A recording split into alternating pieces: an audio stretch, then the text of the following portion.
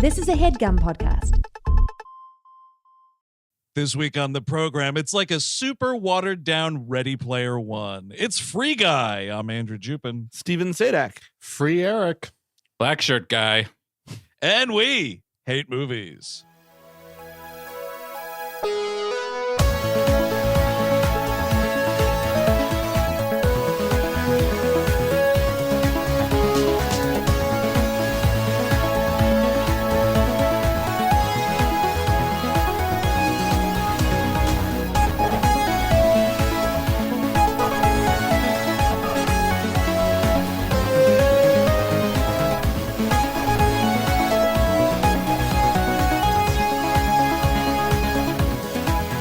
Hello, everyone. Welcome to We Hate Movies. Thank you for tuning in. Happy New Year, such as it is.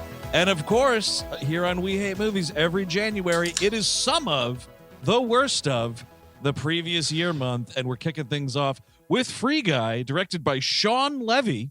What did this dude direct? What I'm seeing here on the IMDb is he's got Free Guy, Night at the Museum, Secret of the Tomb, This Is Where I Leave You, The Internship, Real Steel, Date Night, all the Night at the Museum movies, Pink Panther, Cheaper by the Dozen, Just Married. Also, by the way, Chris, Black Shirt Guy sounds like he is an alt-right superstar, right? Yeah, like, totally, dude. I was like, where is this going? Thank you for your service, Black Shirt Guy. Black Shirt Guy outside of his Starbucks threw a coffee at some liberal's head. Thank you for your service, Black Shirt Guy. Yeah. Oh, This Is Where I Leave You. Trash. Internship. Trash. Yeah. Date Night. Trash. Man, fucking top to bottom trash with this guy. That's Steve Martin, Pink Panther. Woof. Mm-hmm. He's got 8 directing credits on episodes of Stranger Things under his belt. But yeah. Okay. Yeah. I don't know why I thought this was Ryan Reynolds reteaming with a Deadpool person, because didn't the Deadpool guy direct Red Notice? Is that what I'm thinking of? Let me look that up, because No, that's the Central Intelligence guy. What you're doing, right, Andrew, is you're mixing up the fact that Ryan Reynolds no longer plays anything that is not remotely Deadpool. It's just it doesn't matter if it's actually Deadpool or not. He's just doing that. Deadpool has become Ryan Reynolds. Yes, all the way through. Like, it's just that, like, his Mint Mobile commercials. It's like, it's like Deadpool selling these fucking cell phones. Awesome. That's right. Also, by the way, it was Tim Miller, the dude who did the first Deadpool. He didn't do the second one, but he also did previous Fate, virtual live show Terminator Dark Fate. Mm-hmm. Wow. See, this is a podcast. You're just joining us for the first time, where we try to remember things. We kind of get them wrong. Yeah, just like way off base. Yeah. Because it's one of those things where it's like, Ryan Reynolds, the dude just pops up in so much shit, and it's really hard to keep track because it's never a movie I care about. But it's always the same thing now, right? I mean, I think that Green Lantern movie was terrible, but he was trying to do, like, it's always been sort of this, but now it's only this, and it's just the thing. It's just the thing, and it's so. Watching this movie, usually I watch this movie like the night before. I did watch this like literally hours ago, so it's really, really fresh. And like, what bugged me about this, that I'm seeing a lot in a lot of like action blockbusters and comic book movies, etc., is this just like complete ironic detachment. And then it's like, well, so then why should I care? Like, what if you don't give a shit, if you're just gonna look at the camera and be like, but it's a movie, folks, don't worry, so then I'm not gonna give a shit. Like, you know what I mean? Like, when you have when the score swells in the third act, I remember in the first act when this guy told me nothing mattered, so I nothing matters. Well, yeah, that's, I mean, what you're saying, it shifts so often that you can't, like, the tone shifts so often you can't keep anything steady. Yeah, like, you can't, you're not sure what's going on at any time. Like, at one point it even tries to be like an actual, like, good-natured comedy at some time, like just the buddy comedy thing with him and Lil Rel. Mm-hmm. It's supposed to be like wholesome, and I'm like, what the fuck are you talking about, man? I just listened to Taika Waititi say God knows what. Oh my for Lord. Fucking 15 minutes. God damn it! I always used to like him as a presence and stuff, but this movie burnt all that goodwill. I need that guy to go away for a little while. I couldn't believe it, dude. I have so much goodwill to that guy. I like some of the movies he's directed. I like him as a performer. This performance is just, I was so annoyed by it. And it's not like, well, Andrew, he's the villain. No. This is obnoxious. He says, "What you talking about, Willis? In the year of our Lord in the middle of a fucking pandemic, that should be illegal." Okay. Yep. In the middle of a pandemic, you should not quote a different strokes. It's irresponsible. It Dude, is I'm absolutely watching it. irresponsible. I'm watching it last night, and I will say I envy my wife for a lot of reasons, but one reason is she's very good at like tuning out the TV when it's on. Just this totally preternatural gift of like she can be reading a fucking book and I'll be watching a fucking Die Hard movie and she won't even pay attention. Very envious. But last night when he fucking goes, "What you talking about, Willis?" She looks up and goes, "The fuck?" Like it was that powerful of a stupid moment. It just, and the thing I was realizing too, yeah, like just with the whole like brushing it off, like not taking it seriously or whatever, like the fact that they have to act that way toward all of the like action and violence and shit that's going on because it's like LOL, we're all just like NPCs and that's the gag. It makes it impossible for you to get invested in anything. And then all of a sudden in the third act, they're like, "Oh, please be invested in this story. Please care about these characters." And I was like, why? You spent an hour and 20 minutes of this 2-hour movie telling me that none of that mattered. And for a movie that is ultimately about like the difference between your online life and your exterior, like reality, it blends those two things all the time. Like perspective wise, it's just like when she said, when Villeneuve, I forget the actress, Jodie Cromer. When she says he's handsome, she's clearly talking about Ryan Reynolds in the game, like when we see actual Ryan Reynolds. But the only Ryan Reynolds she's actually seen is the pixelated, like blank face, golden eye version of him. Like the Doctor Doak Ryan Reynolds. Yes, yeah, the Dokified Reynolds. So as soon as I hear her say, "Oh, he's so handsome," like she is out of her fucking mind. Oh, absolutely. She is gone. Well, this whole movie is sort of about how like everyone is brainwashed into watching Twitch streams and whatever. And I know it's wonderful, kids. I know it's great. It's a good time. But you're right. The Dr. Doak thing is just so wild to me. Like and then. Oh, God, I hated this movie. I think I'm maybe sorry. what I want to say it's okay to like a movie. It's okay to like this movie. This movie is 80% on Rotten Tomatoes. This movie is people love this movie. So I want to say it's okay to like it, but I do not. I was kind of stunned. So this was I mean, I guess the dime store synopsis of this movie is somebody had the Truman Show on while they were playing Grand Theft Auto, and they're like, "Hey, good idea." Ryan Reynolds is an NPC that becomes self-aware in a Fortnite / Grand Theft Auto type world. Jodie Cromer has something to do, and then they figure it out. And then we for those not in the know, NPC is video game speak for a non-playable character. Right. So meaning that like he can die and respawn and he'll be fine. He's not like a person of consequence or whatever. He's not a player. So that gives us an avenue to do Groundhog Day in the middle of this as well. Yep. Also, yes. To make it 2 hours. It has to be 2 hours. You know what, dude? $1.55. I was pretty happy with it. I'll be honest. It's sad, but 5 minutes means that much to you. It really does, Chris. At this point, it really does. Yeah, that's true. I mean, because it's annoying, right? Because you're like, well, at least it's under 2 hours. But then, like, you're watching it. I mean, there was a part I paused the movie, and like, excluding the fact that there's probably, I don't know, like a healthy, robust 7 to 8 minutes worth of credits in this movie. I still had like 35 minutes left, and I could not believe my eyes looking at the time code. But you're right, because to Chris's point, it just keeps moving.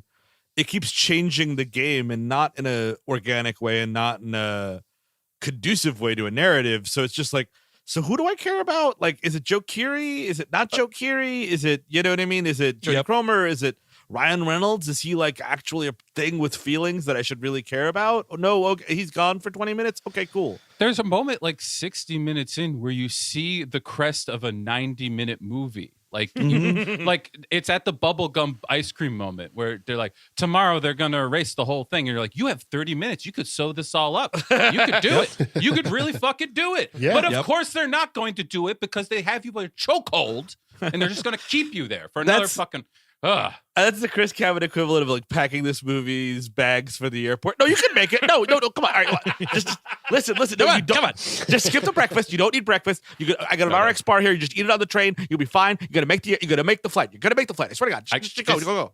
You put the jam in the yogurt and then you stir it up with the tiny spoon they give you there at the bottom. Don't worry about it. Just eat it. Forget the fucking. You don't need a fucking shower. Just wear a hat. Wear a hat. Credits are coming. Just put some deodorant on. Get in the car. Do you have your driver's license out? Get it out. It's just, yeah, you're totally right. And you know, part of that too is because they're like, well, we couldn't possibly do a movie like this and not have some sort of romantic whatever. And because it would be supremely weird if you ended this movie. And actually, maybe it'd have worked. Who knows? It would have been weird though. And of course, remember, this is 20th Century Studios. We're talking about a big studio picture here. It would be weird if you didn't end this movie with some sort of romantic blah, blah, blah, and she can't be going in the game and fucking this NPC. So you have to have this extended other thing that winds up adding another 10 minutes onto the movie where it's like Joe Keery's character actually really, really loves Jodie Comer's character. And you know what's that's like a fucking thing at the end. What's crazy about that is then you start to realize, oh, you know, she loves bubblegum ice cream as well. And it's like, oh, so Free Guy's, all of his personality, all the stuff that made him like this self-aware AI was just Joe writing in code of shit she likes. Yeah. So it's not like he's, necessarily have any he doesn't have any free will whatsoever. He just likes what she likes because he was written that way. Yeah. I feel like it takes like air out of the tire of his character. It absolutely does. It will get to the ending drives me insane when they get together because it just makes no sense. It makes, I'll say it now. What the fuck? It makes no sense that like all throughout this, the whole point is she's like, no, I don't. I'm not like I have no interest in this guy as a romantic person at all. It's just there's like 3 different points where she's like, nope, we don't have a thing. It's not a thing. And then at the end, because she finds out that he was Ryan Reynolds' code, it works. All of a sudden, yeah. Oh, turn it all around. Yeah, no, I want to fuck you now. Yeah, we're get together forever. Because he's Ryan Reynolds with a flesh dick, not a computer dick. Ooh. So that's like that's a bit of a better situation when you think about it in the cold light of day. But I guarantee you, this character has woken up to like, wait, so Joe Keery liked my Facebook post from 6 years ago? What happened? Yeah. You know what I mean? Like at 4 o'clock. Keys, what were you doing, man? You liked that post? Oh no, that was from last Christmas. No, that must have been the algorithm of Facebook obviously not working correctly. I mean, if I programmed it, it wouldn't have done that. I really got to take those Jamaica pictures down. I really do. I didn't. Molotov, I like this dress you have on here, but not as much as I like the one from January 2016. I think it was the 27th. It was a Thursday, I believe. Oh, remember the dress you wore at your graduation party? Ooh, that was a good one. No, I don't. You mean 12 years ago? So this movie starts with, and I mean, again, it's a Ryan Reynolds movie. So it starts with Ryan Reynolds, and like I actually think that this movie would be they would have to go through a lot of different stuff, but it would be a better movie if you had like Ed Helms as this character or somebody that's a little dopier that like can do this dopey NPC thing. And then when he starts doing, action guy stuff, it's like, oh shit, that's Ed Helms with a fucking bazooka. That's pretty funny. You know what I mean? Yes, exactly. The juxtaposition of a non-action star riding around on motorcycles, firing guns off. You're absolutely right. Like the fact that this is just another stud Ryan Reynolds performance, like there's nothing about that that's entertaining. I'm sorry. I mean, honestly, as a dude who was like, I could have gone with this. We could have done fucking Red Notice all the same because he's just as fucking asleep at the wheel in that movie too. I mean, it's actually way worse because that's like, it triples down on sarcastic Ryan Reynolds not giving a fuck about anything in the world kind of persona. At least in this, he's forced to like have this air of like everything's peachy for like a lot of the movie, and it's something. The Red Notice is so aggravating because we're not going to talk about it ever again, but it's really aggravating because it's 3 leads who can only play themselves. Yep. Like all three of them cannot do anything else. They are not capable of doing it. They're terrible at it. The Rock comes closest, but he gave that up, I think, probably a decade ago.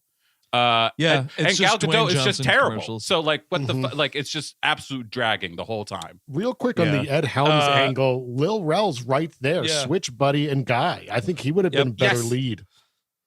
I think Lil Rel is fucking great. You know, I've seen him in like, I don't know, maybe like 3 or 4 movies at this point. I think he's hilarious, and you're totally right. That would have been awesome. He, you know, in all these like crazy situations, you know, there'd be fucking screaming, and you know, it would all just work. Like that's the other thing too, right? Ryan Reynolds is never like scared of any of this. He's somehow too cool for school, you know. Yes. While trying to figure out that he's an actual person, maybe it doesn't come together. You're right, because of that detachment, and celebrities just playing themselves in movies has been a problem for a while. And you know, I guess you could look at stardom in a certain angle that it works in certain cases for sure, but I didn't see Red Notice, but I'm kind of glad I didn't, because it sounds like a familiar tale there. Yeah, it's fucking abysmal. And I mean, the thing about Dwayne Johnson too that's funny is like the dude got famous playing the exact opposite of the kind of guy he actually is. Like when The Rock was a heel in WWF, like he was masterful at that. Like the fact that he doesn't get to do that in these movies ever once, play anything other than a fucking big bald dude that loves his own tequila, like it's a fucking waste of everybody's time, including his own. You know, it's a waste of everybody's time. Channing Tatum in this movie, you could fucking save it. You could really just save it from me. And again, because we have to be thrilled that we're seeing Channing Tatum do, I don't even know, like I guess the joke is like Channing Tatum's this huge star, which he kind of isn't. And like, could you believe he's only in this movie for 10 minutes? Like, I haven't seen Channing in anything that big for a while now. It's like, I don't know, dude, you're kind of lucky to be in Free Guy, not to be a dick. But I think the other gag there, though, is, you know, it's a delayed gag because you meet Channing Tatum earlier in the movie. You don't see who he's like the video game stand-in for until later in the movie, where it is this like piggish looking teenage boy. And that's kind of funny. And it's not really a joke about Channing Tatum being famous. It's a joke about Channing Tatum being hot. And I have to say, the other thing is, I will admit to fucking laughing at him in this movie. Whatever. I'm a fucking ignoramus. You're fine. But him, you get a little bit of this towards the end of the movie. You get to see him dance a little bit, and I got to tell you, hot diggity damn, that guy's still got it on the dance floor. Now, you know, this movie decries intellectual property and sequels being the main form of entertainment. While I believe I read online, I don't know if this is true or not because I don't know anything about it, but apparently some of those dances he was doing was Fortnite dances. Oh, is that right? So we're doing a commercial for another video game. That's what that dance was. Yes, every time this movie gets hoity-toity about intellectual property and newness, you could just fucking suck on something. Yep. Yeah, it can be your avatar's dick. I mean, especially once you later in the movie introduce Captain America's shield and a lightsaber and all that shit. Your argument is gone now. Yeah, and are you going to make Free Guy 2? If you were offered it, I'm sure you would. You're Shawn Levy. I just read that they're doing it, so. Of course they are. Of course they're doing it. So what the fuck? Who cares? Why? Yeah. So like it's Channing Tatum. You see him like do like a run, like a Grand Theft Auto kind of esque run of like blowing shit up, and like then Ryan Reynolds goes to work kind of a thing, and it's him. Yeah, and Ryan Reynolds is like voiceovering here. Oh, he's yes. like, here's how things work in Free City, and there's a bunch of the cool people that get to do stuff wear sunglasses, and that's. You see Channing Tatum, and it's like that thing where Ryan Reynolds is like walking to work at the bank, and Channing Tatum's fucking got 5 stars, you know, or what do they call in this movie? 5 badges on Free City, and he's getting chased by helicopters, and like the gag, which is fine once, but it's the same joke that makes up the first 45 to 50 minutes of this movie is the whole like crazy shit is happening and the NPCs don't acknowledge it. Yes. Isn't that hilarious? Yes, 1 or 2 times it was pretty funny. And then it just really got old. But that's like the whole intro to the character. I would say that is 50% of the movie. If you take away all the other stuff, like not even like even like it comes up later. They keep doing it later in the movie when we've already settled all this shit. Right. And like this whole thing. So yes, he works at this bank with Lil Rel, and the people with the sunglasses are the like. I've never noticed that as is that like the notifying thing in Fortnite? It's not, right? Everybody has like different. I couldn't tell you, dude. I still don't even really know what you do in Fortnite. I have not the faintest idea. I think it's like guns that like shoot like building supplies or something. That's right, part Chris? of it. Yes, you do that, and you build things as well. You can build stairs. But it's. I mean, look, I think the sunglasses is just a fun visual way to be like, that is how that's the user interface, I guess. You know what I mean? Well, because that's we're taking a little bit of a notice from They Live here, right? Because Yes. it's like when Ryan Reynolds goofily stumbles on a pair of these glasses and puts them on, he now can see all the game operation things. And later in the film, see. he does try to get Lil Rel to put on the sunglasses. He should have beat him half to death next to his dumpster. You're right. They should have had a fucking 15-minute fight. Yeah, it would have been something.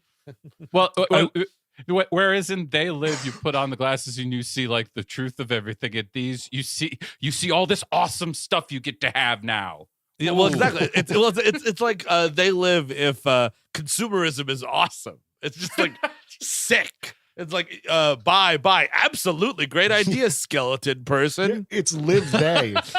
Live they. Don't you want to take this money from this dead man? That's a good thing. Well, that's like Buck Flower in that movie, right? Yeah. He's like the bum, but then like he immediately gets into it, which is honestly probably how I'd be. Oh, If we're absolutely. being If the honest. aliens want to come down here now and talk to me, let's do Yep. it. The aliens in that movie, I'll let a body snatcher get me. Yes, I'll continue eating steak in the Matrix. You know, That's the move. Is surrendering early, folks. Is the move.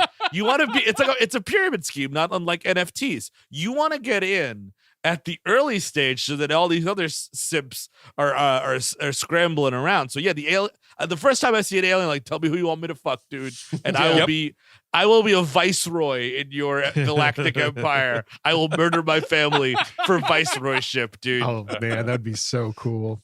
there's a thing that's a plus for the early parts of this movie, and it's kind of it's one of the only reasons I was hip to the Groundhog Day-ness of it all, is because you get fucking Mariah Carey's Fantasy repeated, and I have to say, total banger of a song. It's a butt bopper, dude. I was butt bopping on my couch. I was having a good Absolutely. time. You cannot help but do that, man. Especially when you fucking get the Tom Tom Club sample in there. Yes. Absolutely. You bet your ass I'm dancing to that song. I believe the trivia said that Ryan Reynolds asked her personally if they could use it. Are you still paying for it? Yeah, we'll pay for it. Okay, cool. Yeah, you can do it. Yeah, go ahead. Fine, get out of my house. Are you going to do a shitty slow version at the end? Yeah, we're going to do a silly version. Yeah, I'm sorry. We're going to do it. Yeah, absolutely. Slow version. Piece of shit. Yep. Yeah.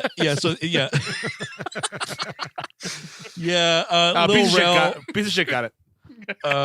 Lil Rel is Buddy, the security guard at the bank, and we get this bank robbery scene where it's like a bunch of players run in to rob the bank, and Lil Rel drops his gun to the ground. And I fucking really did not care for this idea of like every time this is happening, it's such commonplace to them. They're having like chipper conversations during it, like what do you NPCs, you have one job, to react to the fucking scenario that's in front of you. Like, I guess you should be scared. That's my question, and maybe I didn't watch the movie properly, and I have three very smart people that can help me with this.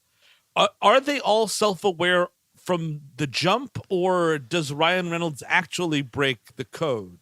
Because like, if they're NPCs, they wouldn't have side conversations. They wouldn't have, like, or is this like a Toy Story thing, kind of, sort of, like when you're not looking at the NPCs, they're going out for coffee together? I guess it's a Toy Story thing, dude. I think it is, because like way later in the movie, when the server gets reset and Ryan Reynolds like loses his memory and whatever, like, and Jodie Comer comes up to him after that reboot and tries to talk to him.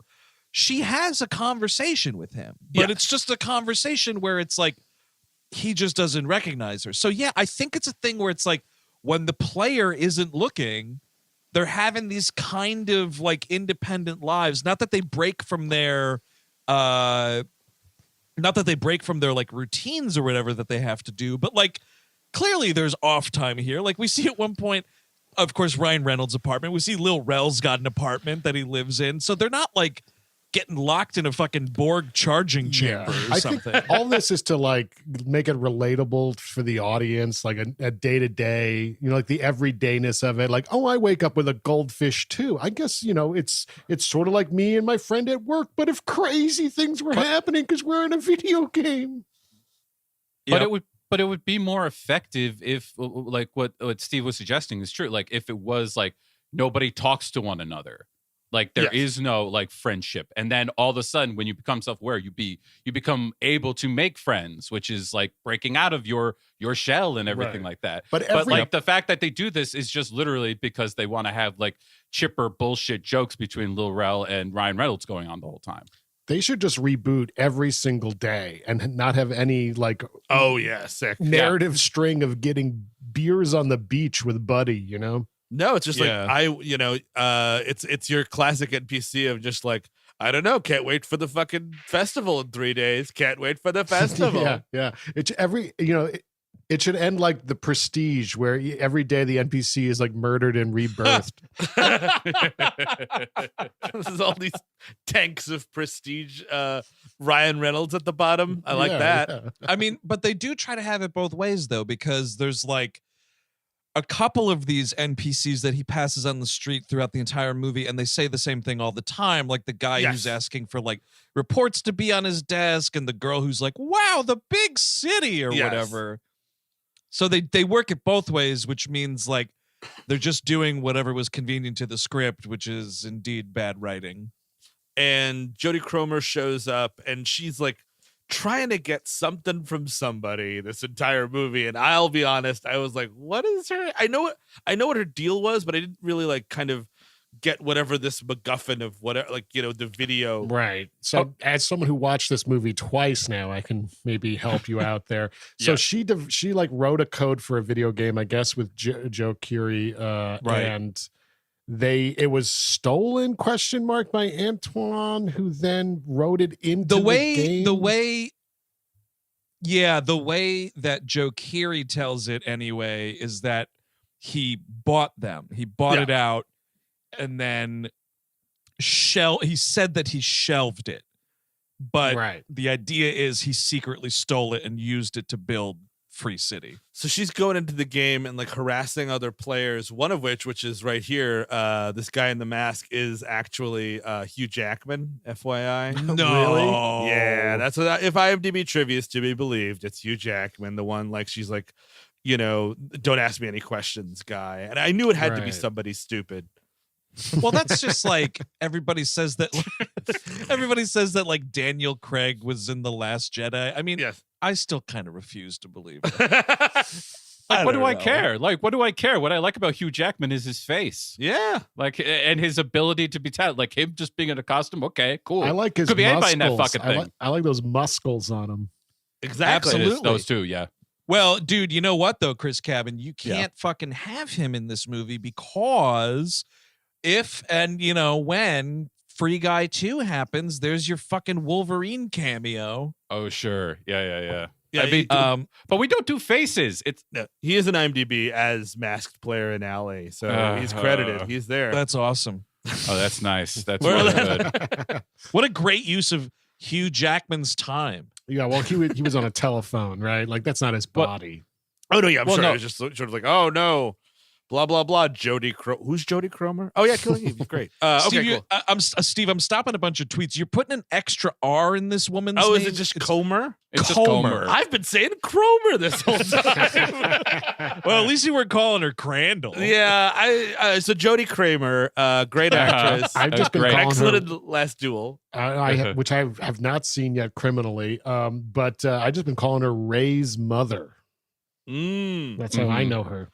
Ray's mom's got it going on. Yeah, I was into that first season of Killing Eve, and then I just said no thanks. I even like that second season, but yeah, it's I think it's all about watching her and Sandra Oh. So it kind of. I think she's kind of great, not great in this movie, but she is doing her goddamn out of her and Joe Keery actually are doing their goddamnedest to make this a movie, and I appreciate that at least. I think the two of them are totally fine in this movie. Yes. Yeah. I was trying to figure out. I don't think I'd actually, because I too have not seen The Last Duel yet, and I have not seen any of Killing Eve. I don't know that I'd seen her in anything. She's great in The Last Duel. I wasn't that big of it. I wasn't that big into that either. Like she's turning into this person that is like really exciting to watch and things that aren't fantastic. So I hope she gets something that's fantastic. Well, Andrew, you saw the other guy too. What? Oh, sorry. Go ahead. You saw Rise of Skywalker right there. Oh, that's true. She's Rey's mom. That's what I was referencing. But no, I know that. I mean, she's not. That movie also isn't fantastic. No, I know, and she's got like 5 seconds in it, probably. Yeah, yes. I don't think she says a word. I think it's all like music over her just running and screaming. There isn't like a come on now. Maybe there's a come on, but hold on. Is your father's who? That old guy that runs the universe? Ew. That turns me on. Oh yeah. If she went the other way with it, maybe that's what it was about, dude. Do we get a planet? Yes. What's the situation? I mean, here's the thing, man. I have seen that terrible Star Wars movie precisely one time. And Eric, when you were saying that about like Rey's mom, I thought you were just joking. We meet Rey's mom in that movie? You do. Oh, Yeah, Oh, yeah, baby. What the fuck? Yeah, there's like a shot of like Rey's mom and dad being like, no, leave the vegetables or whatever. We gotta go or some shit. Some like we're gotta get out of here type of scene. Yeah, there's some turn up drama. I was having a real Dustin Hoffman and Star Wars kind of moment right there. You know, the other guy I want to credit as I think being totally entertaining in this movie is the comedian Utkarsh Ambudkar. Maybe I butchered his name, but the dude who plays Mouser, sort of like Joe Keery. Joe Keery plays Keys, and his sort of like coworker who kind of has this like, antagonistic relationship with Joe Keery's character and then winds up like siding with Taika for most of the movie. He's funny. He's been in he was in that movie Brittany Runs a Marathon, which I didn't think was great, but he's pretty good in it. And he's on that. Yeah, you're fine. But then he's also on that show Ghosts, which I know a good amount of folks are watching these days. But anyway, I thought he highlight him as well. I thought he was funny and affable, and I liked his scenes with Joe, and also the brown nosing scenes with I'll call him TW. How about that? Taika Waititi. Taika Waititi. Hey man, I'm gonna butcher it. But so like he finds these sunglasses and he sees her and he's like, oh my god, I'm in love with that girl. I have to follow her. Humming. Yes. She's humming fantasy. That's right.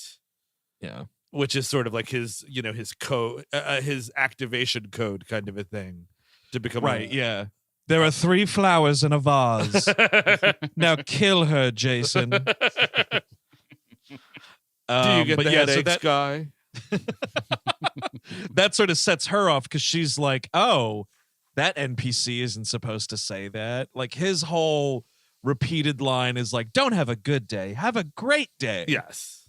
And she is like a avid player of this game, hears him say, love that song. And she's like, what the fuck? But then he gets hilariously hit by a train, and that's kind of the end of that for the moment. They never really addressed the respawn thing, like the existential part. Like, because again, in Groundhog Day, he has that moment of like, I could die and blah, blah, you know what I mean? And it's, it's funny and it's sharp and he's eating all this food and he's doing all this stuff. Here, it's just sort of like, it's an inconvenience. He never kind of grapples with like, holy fuck, I thought I was dead. That is a great point, because like he presumably, was just doing his job, going to the bank every day, getting his coffee with 2 milks and 1 sugar or whatever, or milk and 2 sugars, which is, by the way, how Jodie Comer likes her coffee. So it's more of that code written in, the love code. But he should have I that remember moment. what your coffee was. He should have that moment of like, didn't I fucking die? Shouldn't death mean something in some way to Yes. these NPCs? But I Yep. guess it's also defeated with that bank scene where they're nonchalantly talking while it's being knocked over. Like, why aren't they scared there? Why don't they fear death? And what does it mean to die every day? Shouldn't he have some kind of thought about it? Well, that's what should be in that scene when she's like, no, I know I told you that your life's a game, but your life's a game. And like, that's the biggest revelation in the world to him. It's the big emotional moment for him. In that moment, you should see like, why did I die all those times? What, Yes. like, what happened to me? And all it is like, he's like, you said that my life was a game, but now you're saying it's a game? You know, what? Here's the thing. When he goes into that existential crisis, because this movie has not met a fucking musical montage it does not care for. Mhm. You could toss one in where it's like, I don't know, like raindrops keep falling on my head. And he's just like committing suicide Yes. repeatedly, you know, like just like Bill Murray does, you know, and like it would be something. But the fact that it's like we're supposed to believe on the one hand that this NPC is like this hyper intelligent AI that's like growing and finding its humanity, but then it doesn't grapple with one of humanity's greatest obsessions. Yes. Like, come on, man. Even when Let's get fucking freaky here. even when she's like, this whole world will end tomorrow, he's not like, holy fuck, my existence, my computer existence. You know what I mean? Yep. Like, let's do something here. Totally Nope, agree. he's just really bummed. He's just really bummed that happened and that his life's a game. That's kind of me with Omnicron right now. I'm like, well, all right.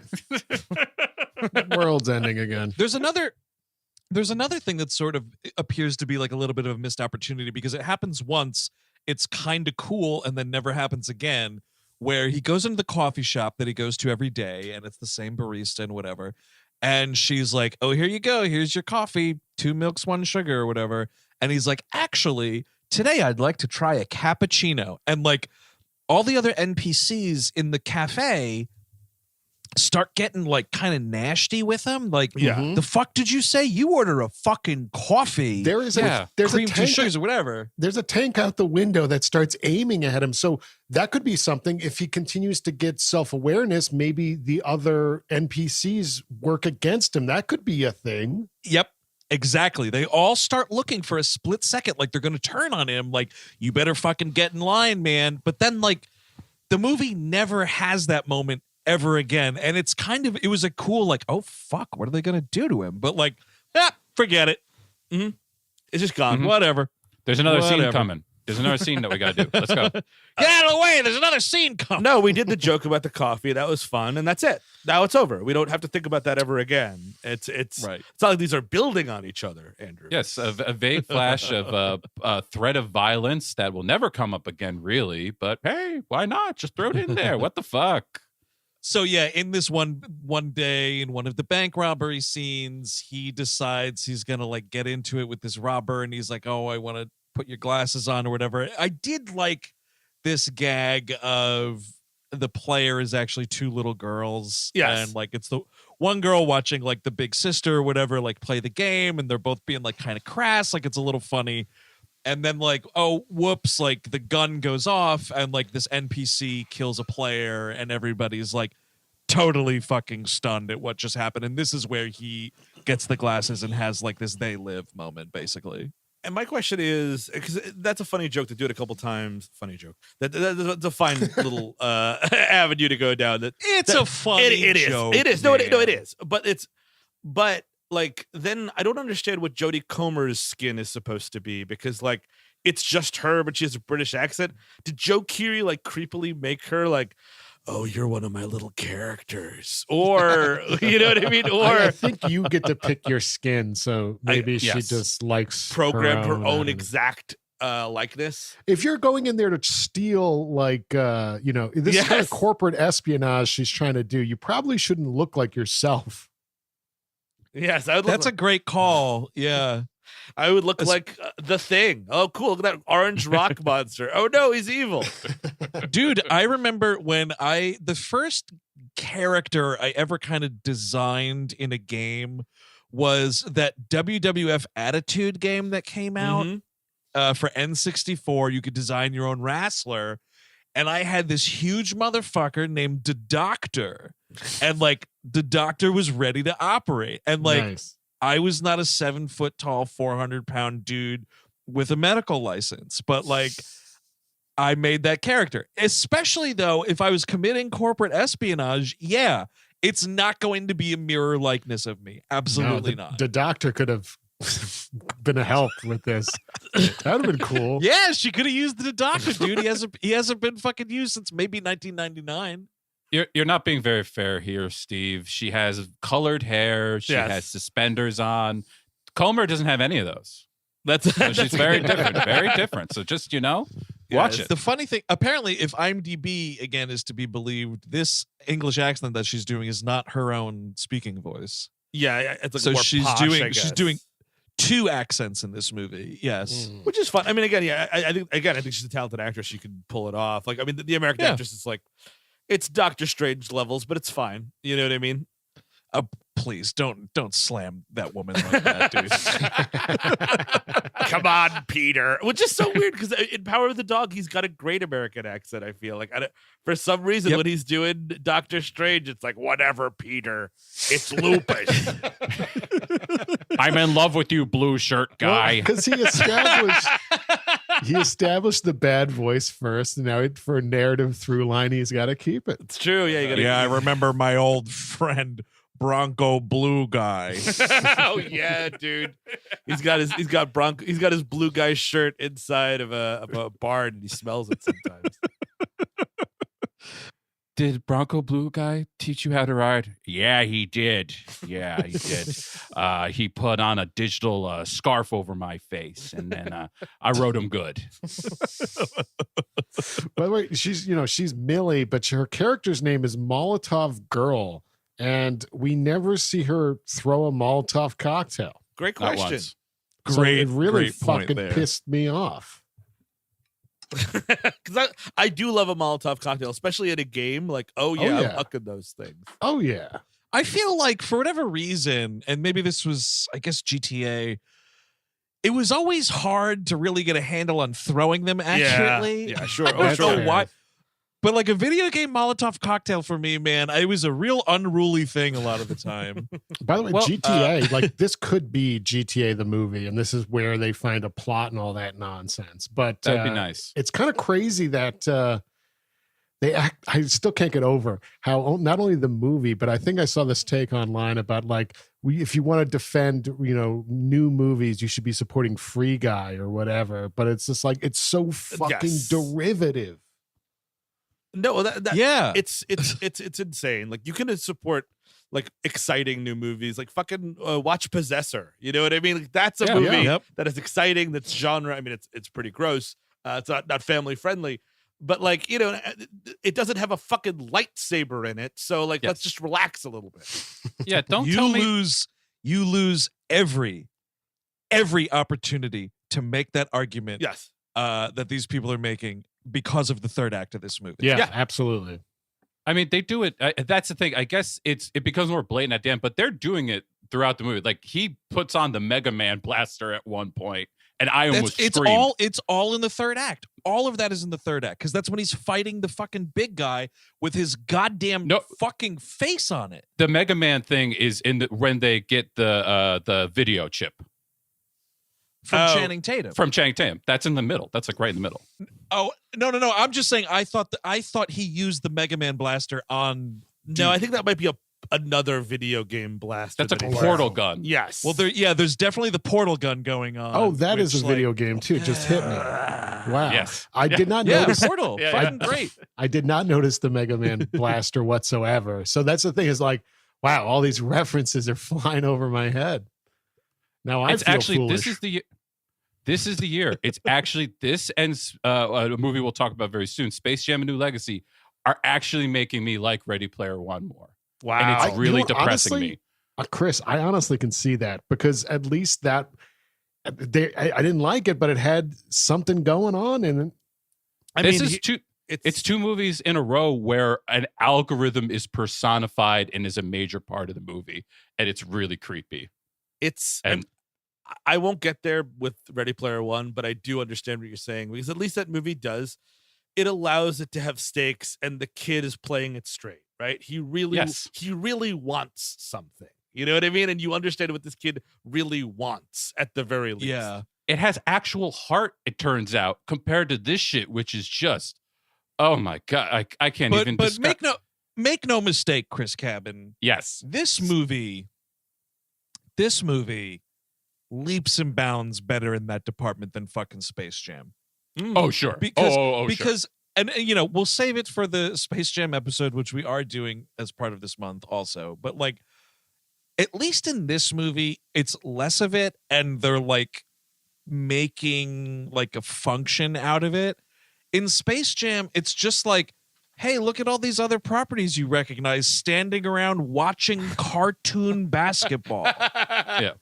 And they don't like affect the plot whatsoever. It's just fucking Where's Waldo for morons. Well, It's just to remind you of all this wonderful Warner Brothers IP that is at your disposal at any moment you would like to have it at a click of your hand. Yeah, that's right. Have you signed up for HBO Max yet? And also, Waldo was judging by their numbers. Still, no. A lot Probably of people not. haven't.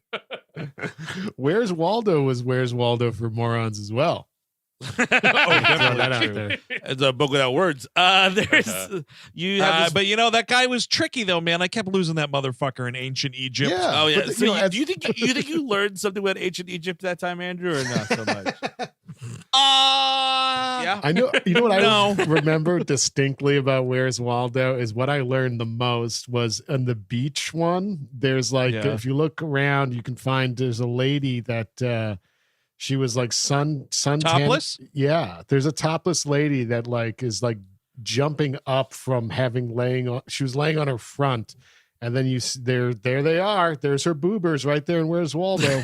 No, there's fucking titties and Where's Waldo? This You're kidding is me. what my brain is telling me. Which Dude, I think should you got it. I double-check. think you got it from your like grade school library, and some kid had like drawn some fucking teats in there somehow.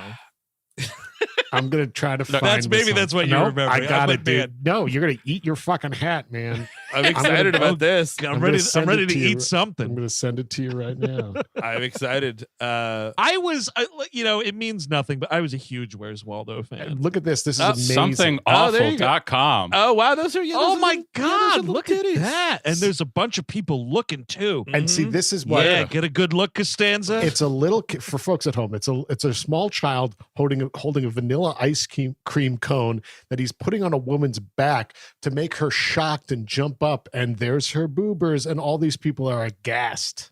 Wow, and that guy next to her has a severe sunburn. Yeah, Oh, he's yeah. been out in the sun too long.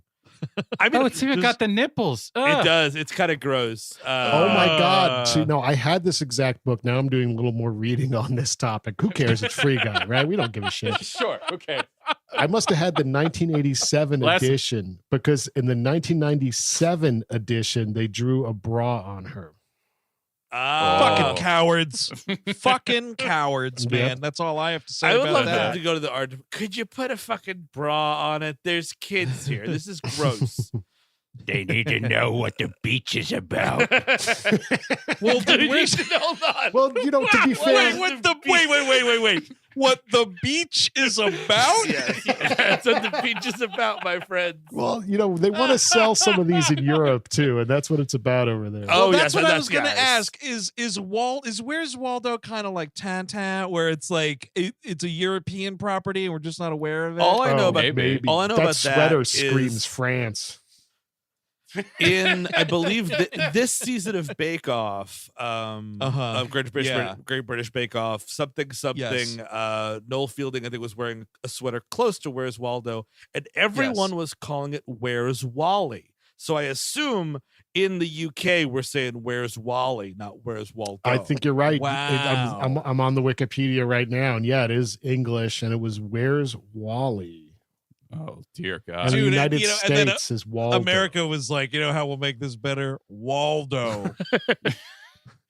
That'll do it. That'll move some units. Well, Wally, that sounds a little too much like a penis, doesn't it? We're going to have to shorten that right up. So Joe Keery's character Keys and his buddy Mouser, they realize like, hey, there's some like shenanigans going on in the game here. We got this guy floating around, this blue shirt guy being a little bit of an asshole. They think that it's a player whose avatar skin is an NPC, which is against the rules of the game.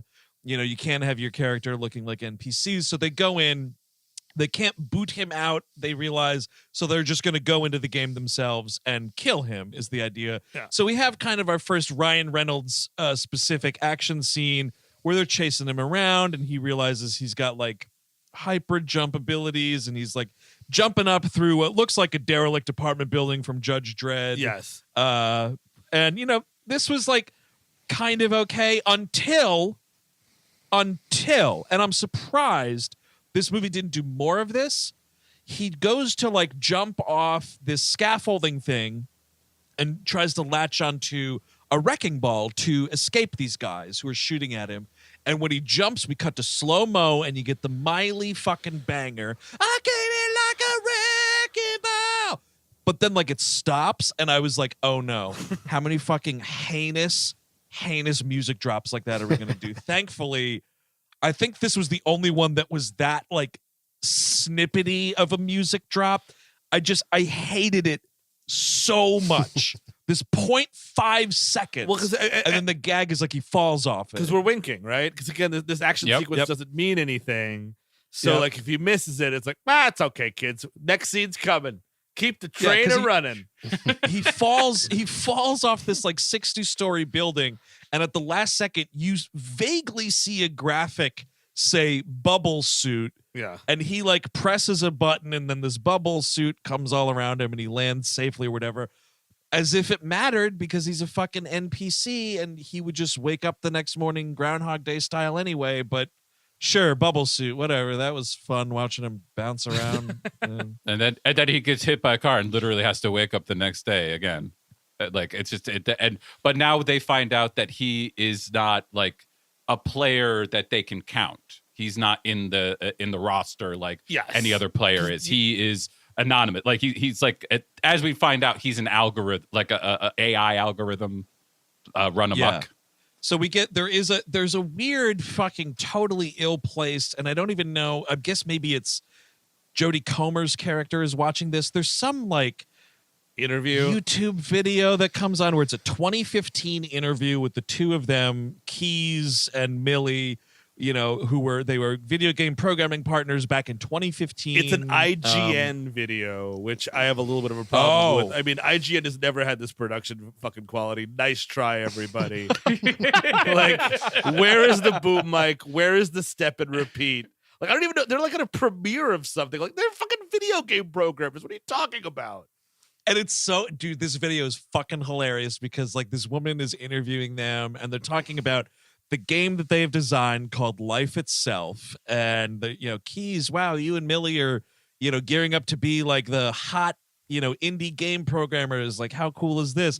And then this woman is just like, by the way, are you fucking? Yeah, which is kind of odd. Like, you guys have great chemistry. You should fuck. You should fuck. Yeah.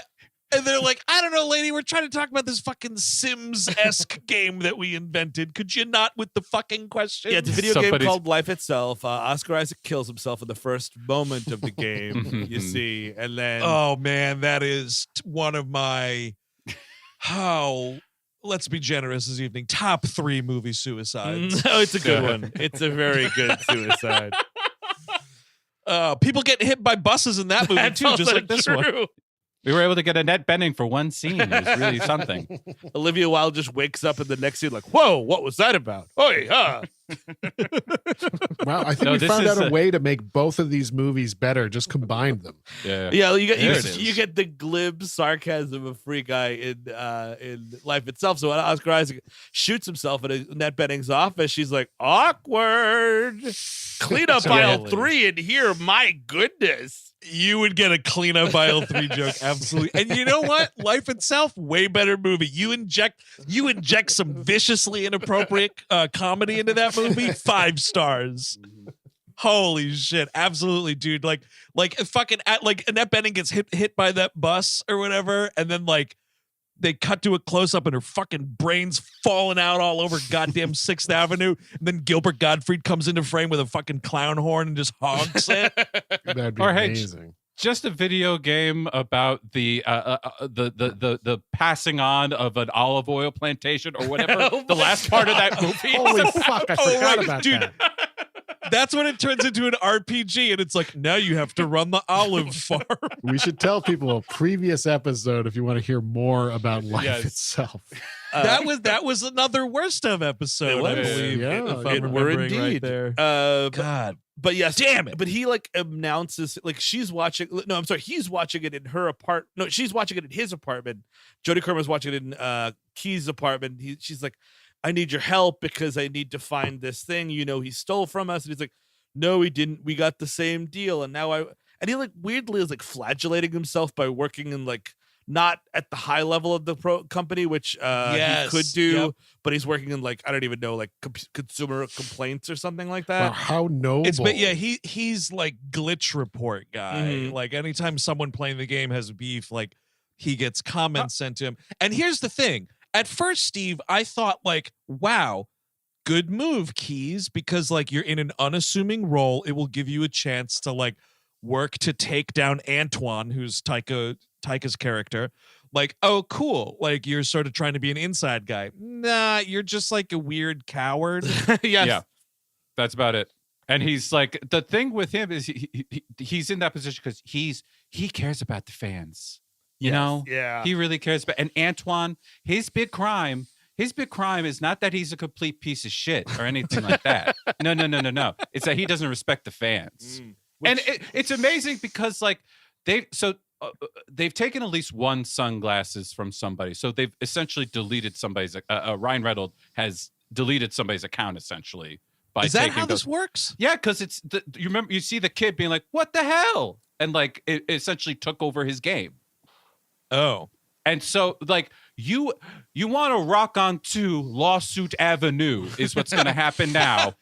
And like I can't imagine the amount, like by the end of this it's really insane, but already you're in lawsuit town. You can't do this drop you're about this the Free City 2 carnage. I couldn't imagine a gamer cobbling together next month's rent, let alone a lawsuit. Oh no, my friend. This is a kid in a very rich looking house. This was something. This was gonna get him. Right. Get By your the dad way, on the case. dude, 2 words: class action. Ooh. Oh yeah. You get a bunch of people together on that lawsuit. That's how you do that. And then you get some action. Yeah. And then he just does Classy it. action. He just does it for fun to give Lil Rel the glasses too, and he says, "No, I don't want them." Already lawsuits out the ass. I'm sorry. But these glasses allows him to do this stuff. He finds Jodie Comer. She's about to go into Channing Tatum's secret hoard where this video is something, and he actually meets her and he's like, "Oh, I like you," and she's like, "Well, I don't talk to people who have a level 1. I talk to people who have a level 100."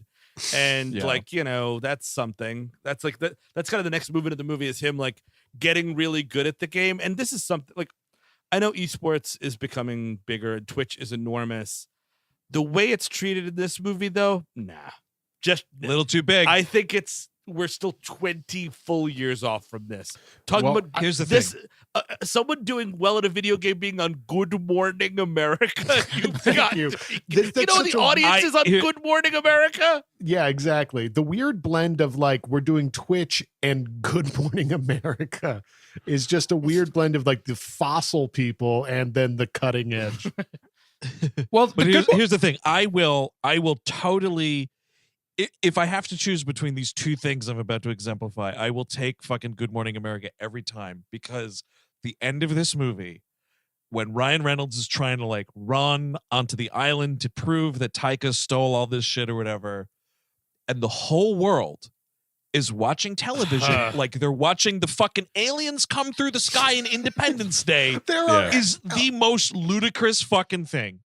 It just is awful. It doesn't, because all you're doing is aping the last act of the Truman Show, which made sense because it was a huge TV show. And yes, Times Square was probably, even in that movie, a huge stretch. But I mean, like, the idea was everyone was glued to their TVs.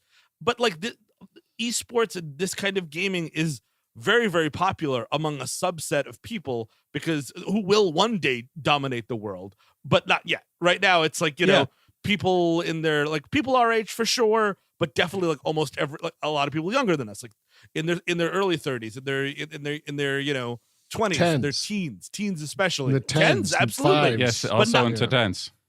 But people older than us, absolutely, like people in their 50s. I mean, like I'm sure there's an odd case here and there, but someone watching Good Morning America would have a fucking stroke if they talk to you about video games. I'm sorry. Well, it'd be one thing if it was the gamer, right? If they were talking about a gamer who did well, I might even be able to buy that bullshit.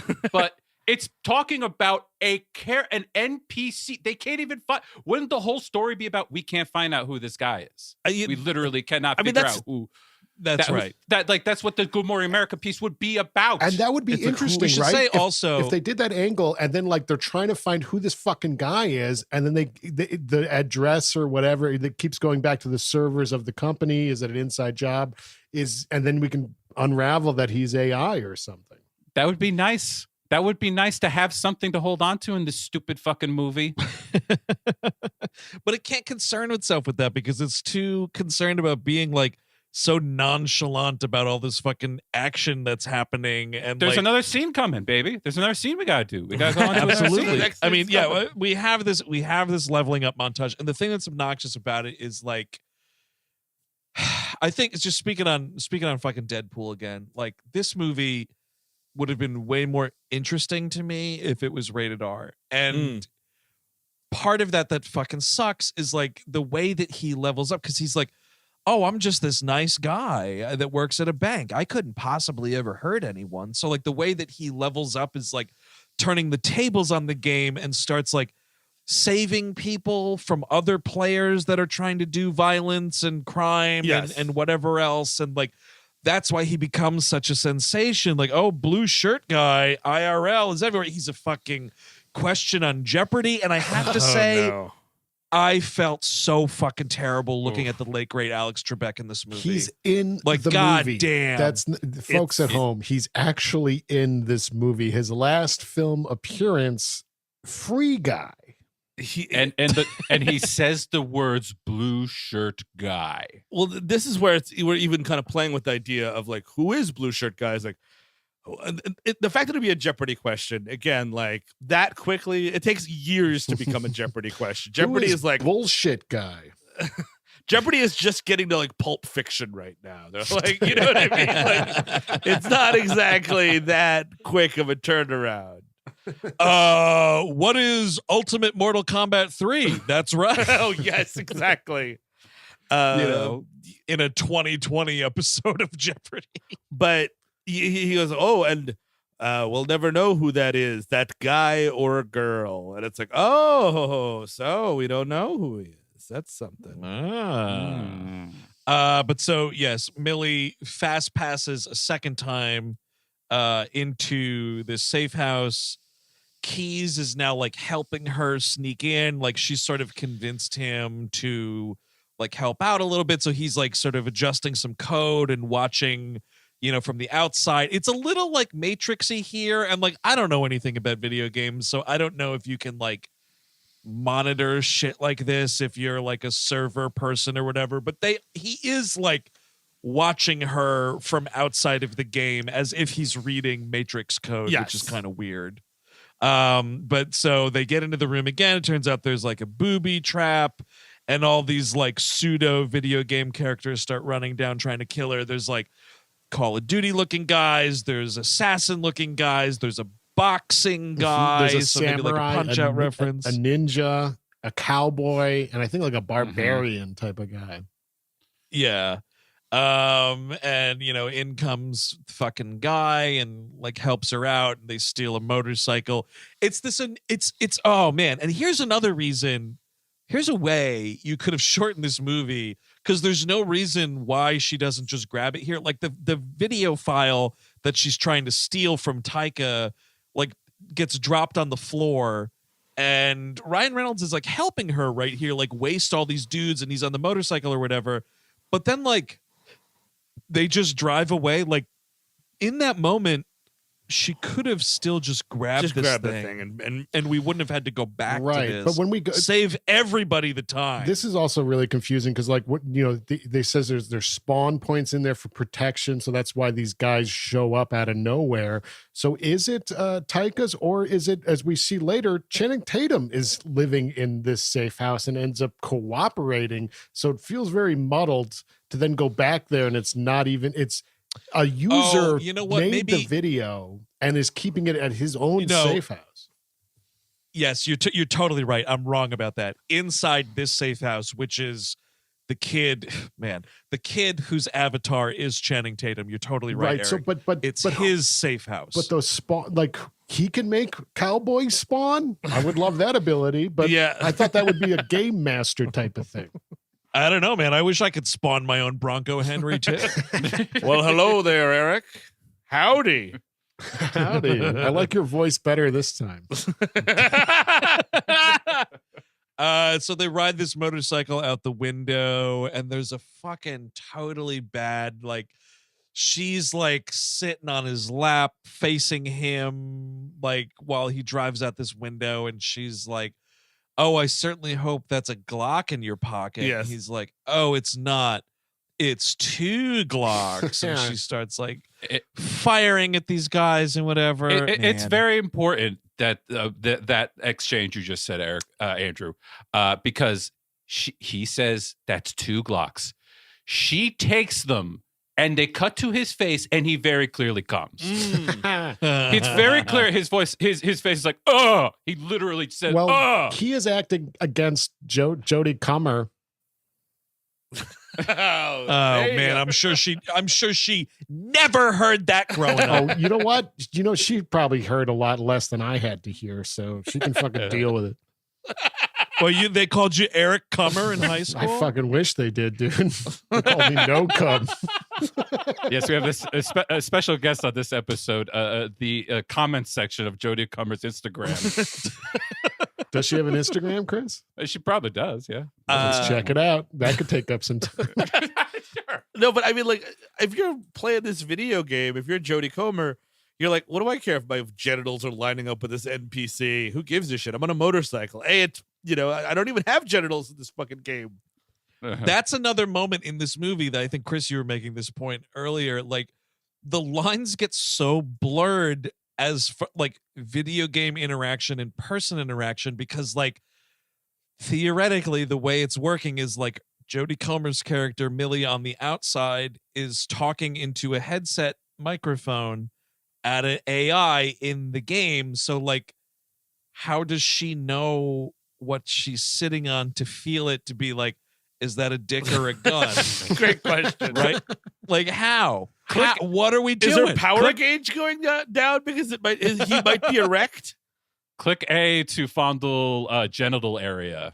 Oh, fuck, Tap the A. controller. The controller must be vibrating. Oh, which yes. means you're close to genitalia. 2.1 million followers on Instagram, by the way. Of course. She's Ray's mom, Eric. Are you Ray's mom? Ray's Yeah, you mom, can find man. me. I'm on the IG at Ray's mom. There's that thing about that old thing. I think it's John Waters thing, which is like, or maybe it's misappropriated to him. Like, don't fuck somebody if he doesn't have books in his apartment. Right, yeah. If so, you go to somebody's apartment, you find out that their dad is the overlord of the Galactic Empire. Maybe you don't have sex with that person. Maybe you back probably off. Yeah. Maybe find someone else in the galaxy to screw. Huh? But, look at the silver lining there. You birth Ray, and she, did she won or something at the end of that movie, I think. Yeah, she kind of wins or something. Okay. Do they even win? I don't even remember. It's been so long. I was doing a Star Wars rewatch, like the first lockdown. We'll see about the next one. But I didn't. Hey, fingers crossed you can get through the series. Yeah, I didn't. I kind of stopped right before the sequel trilogy, and I should have kept going. So this is around here is where we've been talking about him throughout. The script has been mentioning him repeatedly. Finally, we meet Antoine. This is Taika Waititi. And he says at one point, like, he comes storming into the office, a big fucking bustling asshole, dressed like an asshole, the whole thing, talking like an asshole. And he says to Keys, he's like, let's just whatever. The Free City 2 is launching like next week.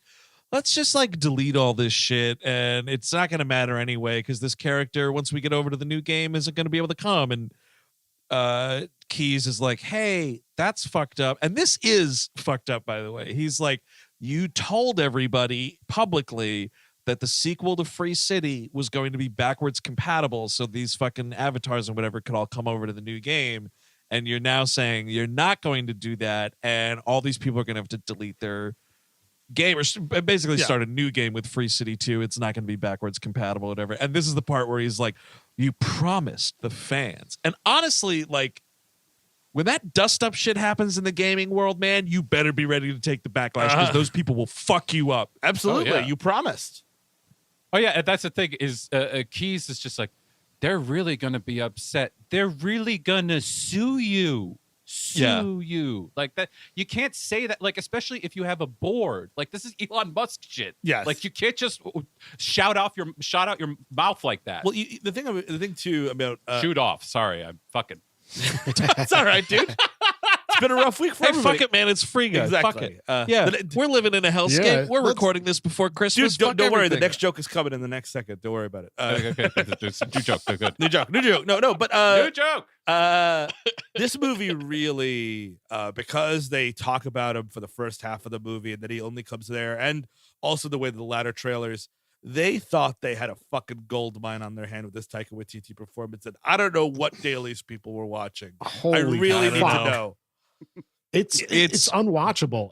It should have been in the movie. They should have done more takes. They should have did a different angle on the character. And I think that him in again, not even like his directorial work or his writing work, which is also really good. Him in What We Do in the Shadows is one of the fucking funniest performances in a movie. Period. Absolutely. It's so good. But man, it's just a bad idea. It's just a collection of bad ideas. He's just trying to do something completely out of his wheelhouse, and it does not work.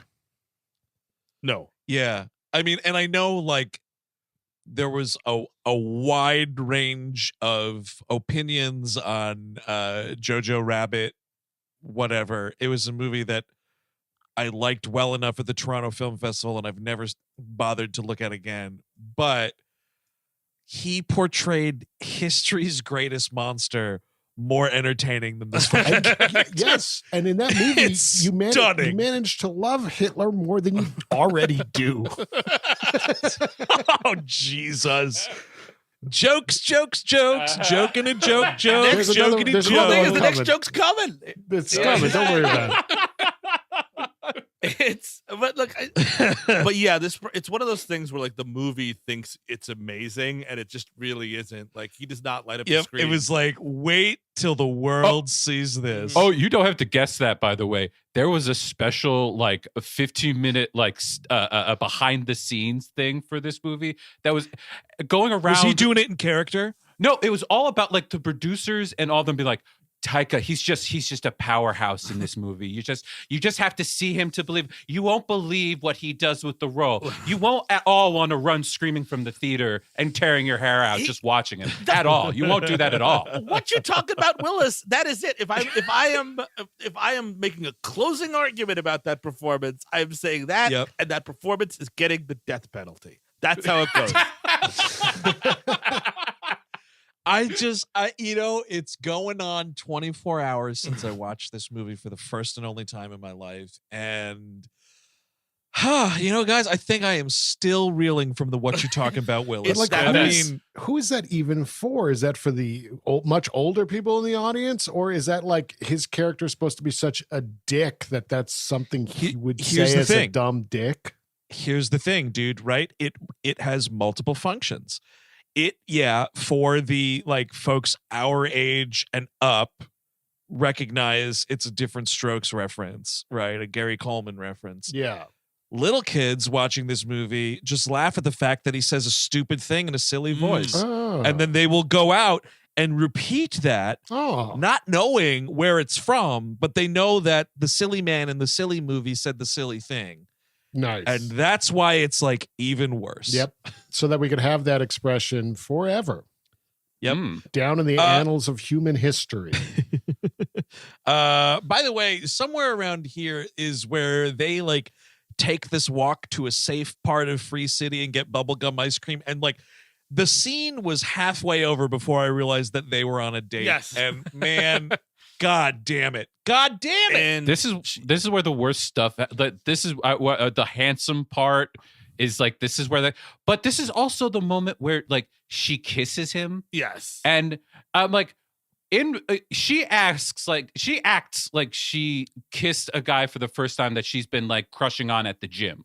Yeah. Like, just Yeah, but it was you clicked B while next to a character on Fortnite. Yes, That's what and you did. That's what she did after he tried to tell a joke about a crippled and a homosexual try to kill a very small child. Yeah. Listen. This is that's indictment of funny. internet. Yeah, it's hilarious. I know it's the funniest part of the movie, but it's trying to do like an indictment of internet culture, I think. Well, Trolls, listen. yeah. Here's the thing. I don't do a ton of, or I do not do any online, like when I can hear other people talking to me kind of gaming shit. I did it precisely one time. My brother is a big like Call of Duty person, and I was like, all right, man, I'm desperate to find some connection with you. Yeah, let's do it. I'll check it out. Sure. And I heard some of the most racist, heinous fucking shit ever. And like that joke is very true and very hilarious. And I thought it was great. And it's part of a better movie that's somewhere else because immediately like you're stuck back in Free Guy again. They talk out of both sides of their mouth. You know what I mean? Like, which they do later with something else, which I'll talk about, which really pissed me off. It is my second favorite joke of the movie that also goes nowhere. But like the idea of like, oh man, these internet people. And then you have like all these Twitch streamers and so on. You know what I mean? Like you're kind of doing both. You know what I mean? Yeah. And those Twitch streamers and YouTubers towards the end are talking about like, he's so hot. Oh, I love blue shirt dude. guy. That's like, it's produced by Ryan Reynolds. You can't be like, oh my God, that guy's so fucking hot. Holy shit. I'm Again, like Chris said people earlier, to call me I'm attractive on this podcast. You know what I mean? it's pixels that people are calling very sexually attractive on. But whatever. But that's the thing. No, you're totally right, Eric. It's not about whatever. We have to keep reminding people what all the people IRL are looking at is a dokeified Ryan Reynolds, and to say that is hot is fucking weird. It's stupid. Yeah, but, and it should make Jodie Comer look a little weirder than she actually is. She like is a a little bit more nightmare alienated than she is. Sorry, she is a nightmare Absolutely. shut-in in this fucking movie. But She's got so much baggage. I don't know if she's moving out or in. All right, another joke's coming. Don't worry. Yeah, don't worry. We got it. We'll talk about Where's Waldo again instead. Yeah, any more fucking titties or like genitalia in that book For series? more controversies on Where's Waldo while you guys continue the episode. Oh, I bet there's a lot of butts. I bet there's just a ton of butts in Where's Waldo. Well, Eric's going to get to the bottom of it. Chris we'll Cabin, look for don't even worry butts. about it. Where's Waldo's But yeah, butt? so Keys comes over and he explains to Millie, he's like, look, by the way, I figured out what's going on here. This AI that we wrote, like the code actually worked. This thing is evolving. Like he's an algorithm that thinks he's alive. And this is like, it's a major thing, right? He's like, this is the first real artificial intelligence. Like in the world of this movie, this is a thing. And it's like, this is where it's like, oh, I let him kiss me. What is the joke here?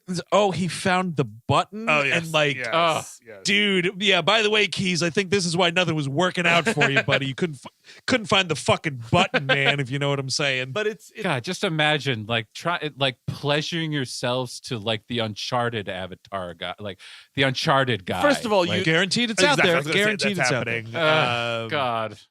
Just because you're not listen, just because you're not pleasuring yourself to the Uncharted guy, Chris Cabin, does Sure. not mean that scores of people across the world aren't doing it. Have you That's read fair. the internet discourse on the new Resident Evil, Chris? People are jacking off to video games, and they always have been. Oh, right, because there's a giant woman. There is for a some giant reason? woman in that game. There's a People giant were woman. Okay, Jay Owen about that. Oh, I'm gonna have to get to the That's- bottom of Speaking that. of- quite something. Stuff to jerk off from. I'm sharing with you guys now a picture of a big ass in Where's Waldo. It's a dude's ass. He's hunched over eating a chicken. Oh, it's a big Oh, old ass. look at that. That is an ass. This looks like it might be in a medieval setting, or perhaps a pirate Yep. setting. Mhm. Ooh, yeah, it could be both. I'm seeing a dude with a headband that looks very pirate-esque, dude. Mhm. That might be it. So We there you should go, Fucking folks. juicy ass on We that should guy. That guy's got Uh-huh. it's a huge dump truck, isn't it? We should do a whole podcast on a book of Where's Waldo. Just how long it takes us to find Waldo individually, and then little scenes we find in each little tableau. There, it'd be fantastic. I would do our first I would 8-hour do- episode. Yeah, I would do a series retrospective on Where's Waldo. Absolutely. Apparently they put out a book, Where's Waldo Hollywood. That might be a nice thing to I cross over with had us. that Really? one. I Really? totally did. I did yeah. not. I did not. That's our first episode. Where's Waldo Hollywood? There it is. I'll see if I can find it on fucking eBay or something. Where's Waldo page by page? There it is. Yeah. So she's horny for this fucking video game character, and Taika announces Free City 2 is going to launch, and effectively Free City 1 will be 100% deleted. So she decides she's got to go back in the game and tell Ryan Reynolds what the fucking deal is, tell him the truth and everything. So she goes back in, and this is a dumb thing that they didn't need to do, but I guess it's like her attempting to highlight the fakery of it all. She goes back in and she's using her character's American accent, and he's like, "Why are you doing that?" And she's like, "Oh, I turned off the accent filter."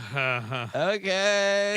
It's a useless idea of I Yeah. don't even know. You know what I mean? Because immediately after this, she takes him to like the waiting area, like the loading area for the game. And like, he's like, "Oh shit, I always wondered what was behind that door." And it's like, I don't know, man. I think that's proof enough right there. We didn't need this accent filter joke. I thought the accent filter thing was specifically to be like, I'm being more intimate with you. Like, this is more like how I sound now. Like, I because guess so, but in the grand scheme, what does that matter to him, the NPC? Well, no, but okay, there's that, but also there's the romantic movie to think about, Andrew. The romance between them. Chris Cabin, time and again, I am forgetting about romantic angles in movies that have no business having romantic angles. It's very important. It's very between these two. No, you're right. It's They very- might. I don't know. I mean, what is fucking in video games, right? Like, you can have sexual encounters with a sex worker, like in a car in Grand Theft Auto. That much I know. Yeah, Right. I mean, it's And true. real Whatever, life. whatever gets you off, dude. You're just jacking off, dude. You know, it's Yeah, I guess at the end of the day, it's all just pull and pud. and or flick and bean. Flick and bean, pull and pod, whatever Yeah. we're doing And to this sexy Ryan Reynolds. every character. video game you can masturbate to, technically, Mm-hmm. Like That's true. You Yeah, go down that pipe, Mario. oh man, Mario, that guy. Oof, clean your pipes right out. Oh man, I jerked off to Adventureland so often. You know what? I jerked off to Lemmings. You ever play that? Oh wow. 1,000 years Oh, ago. they keep dying. Oh yeah, all these little guys falling Oh, off yeah. a cliff. Whew, that's what I like. Oh man, Turok the dinosaur hunter. Oh, that guy can get it. Oh. I got a dinosaur bone he can discover. Yes. Anyway, Next joke coming. absolutely. I was like, wait, he's not an archaeologist. No. No. So she she gives him the lowdown, and he's like, "Man, this is a bad line." And like, this is where I could tell the schmaltz meter was getting cranked up here. He's like, "For a second there, I felt pretty alive." Yes. And like, she shows him like the force field barrier on the beach, and then he starts. This is like is as close as the movie comes to that existential crisis we were really hoping for, when he's running around and he's like, "It's all a lie," and like he's yelling at this old lady, which was kind of funny because it's Ryan Reynolds just screaming in an old lady's face. But you're not getting the other part of that, which is like the actual, like, and Groundhog Day is a good example of that. Like, Bill Murray plays it like, well, you feel for Bill Murray, like this dude is trapped for all eternity. You do not Yeah. feel anything for this character. It's just sort of Nothing like, whatsoever. Yep, absolutely. So he tries to enlist Lil Rel's help. He goes to Buddy's apartment, and Buddy, I think honestly is the best character in the movie. He's the most level-headed. He's like, you know what? Like Ryan Reynolds is trying to explain this all to him. He's like, all right, let's say hypothetically we were fucking living in a video game and we were these non-playable characters that don't matter and our lives don't matter and yada yada yada. And he's like, he's so fucking with it. This little NPC, he's like, all right, hey man, listen, you can say all that, but at the end of the day, here I am sitting with my best friend, helping him through a problem. That's all I need to be happy, And I'm like, oh man, like this guy in this fucking terrible, stupid video game movie is telling me what is exactly true, which is like, live for the moment. You don't know if you're gonna have it tomorrow. Like, but don't make me have that epiphany in this fucking goddamn video game movie. No, thank you. Yeah, he's got a great line like, I might not be real, but this moment is, Yes. I mean, Lil Rel is just very, he's just always been good. He fills up any frame. He's just perfect. But right before the reason this pissed me off so much was because right before it, we get one of those YouTube guys. I forget which one of them. Yeah. And it's this unbelievable, where he's like, it has me thinking, I shoot all these NPCs. Oh God. And they could be real people. They're real lives. They have, they go get beers on the beach on Hitman Beach with their buddies, and they do real things. And I'm like, are you fucking serious? Is this supposed to be affecting? Like, what is this?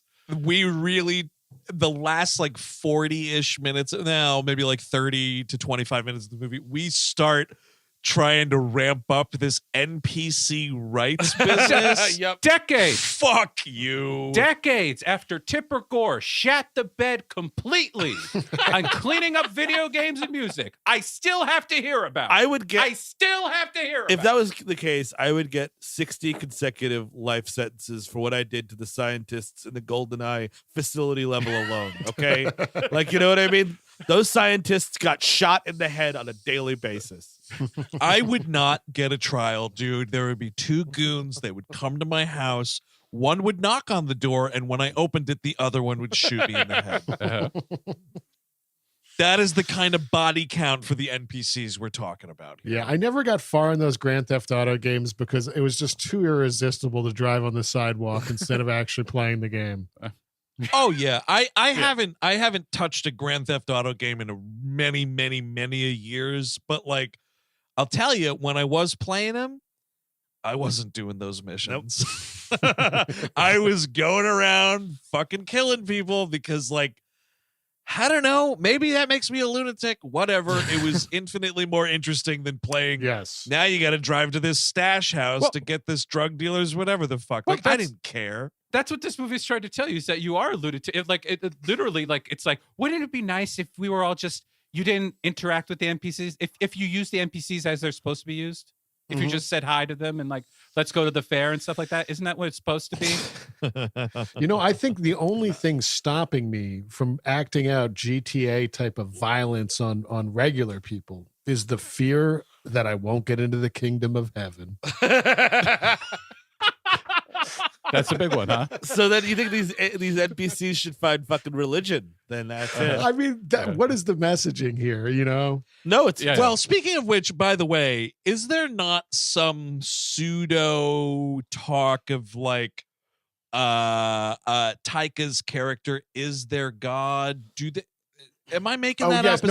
He's like the creator. Happens. Like, God? He's a dick. That's the joke, is that he calls him a dick, and he's like, "You've met God, and he's a dick." Okay, right? Yeah. No. Guess what? Guess what? Everybody, it's great. If your dude's real, we're going into fucking season 3 of COVID. So if your dude is real, dick. I'll blame Taika Waititi on this.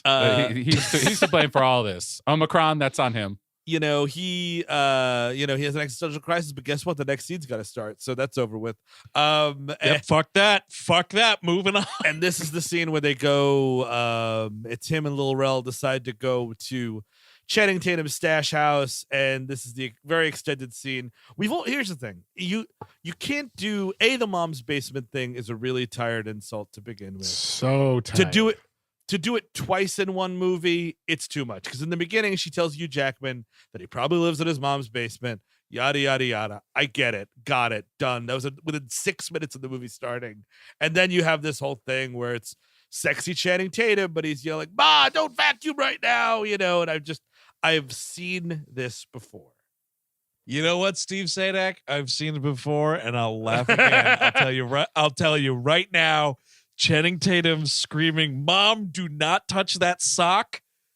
I was dying because here's the thing: you're totally right. Living in your mom's basement, absolutely played. Mom, turn off the vacuum cleaner. Just a different take on Mom, where's the meatloaf? However, Mom, do not touch my jerk off sock because it's crusty and filled with cum. Fucking hysterical. Are people still doing the sock? I guess somebody. Why mess with tradition? Yeah, that's true. I was never a sock guy. I was never a sock guy. I was not a sock guy either, man. It just because I knew my mother's doing the wash. Yeah. And I love her too much. I wasn't a sock guy, but I'll do a little my impression of Noah Wyle from Donnie Darko. I'm afraid I'm not going to be able to continue this conversation. Yes. Why, the fucking Fed's gonna bang down your door? No, I just don't want anything else out there. I just want to say that I didn't get into the sock, period. Yes. Yeah. No, you know what, Steve? But also there's another version of that sentence out there that says, I didn't get into the sock, comma, but But there are other articles of clothing that exist in this Steve world likes that aren't to- socks. Let's just say like to paint shoes. No. boxer briefs, an old T-shirt, maybe a winter hat that doesn't quite fit well anymore. Oh yeah, a beanie would be perfect to make it look like a little saucer to catch all the drippings. A promotional Oh, God.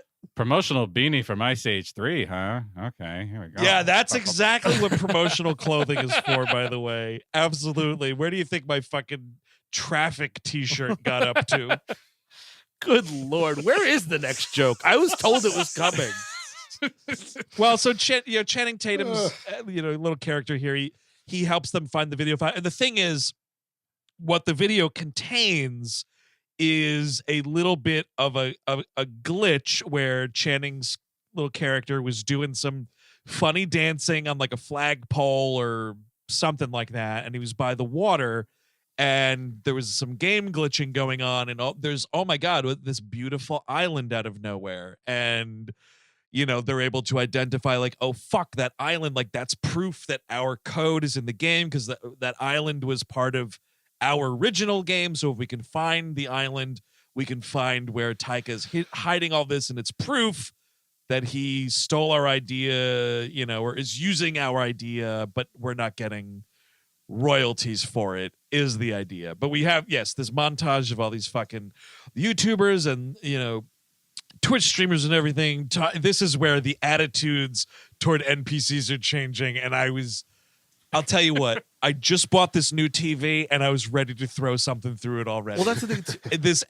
Oh, man. I always hate when, and you can always smell it. I don't know any of these Twitch streamers, and I'm sure they're all really nice people and amazing performers. ... Mm-hmm. You can smell these people a mile away. It's like, so that's a real Twitch streamer, huh? Okay, got it. You know what I mean? Like, I didn't even need to look up the IMDb trivia. It's like, yes, these are, because they're just like, wow, I don't know about this crazy. What's with this blue shirt guy?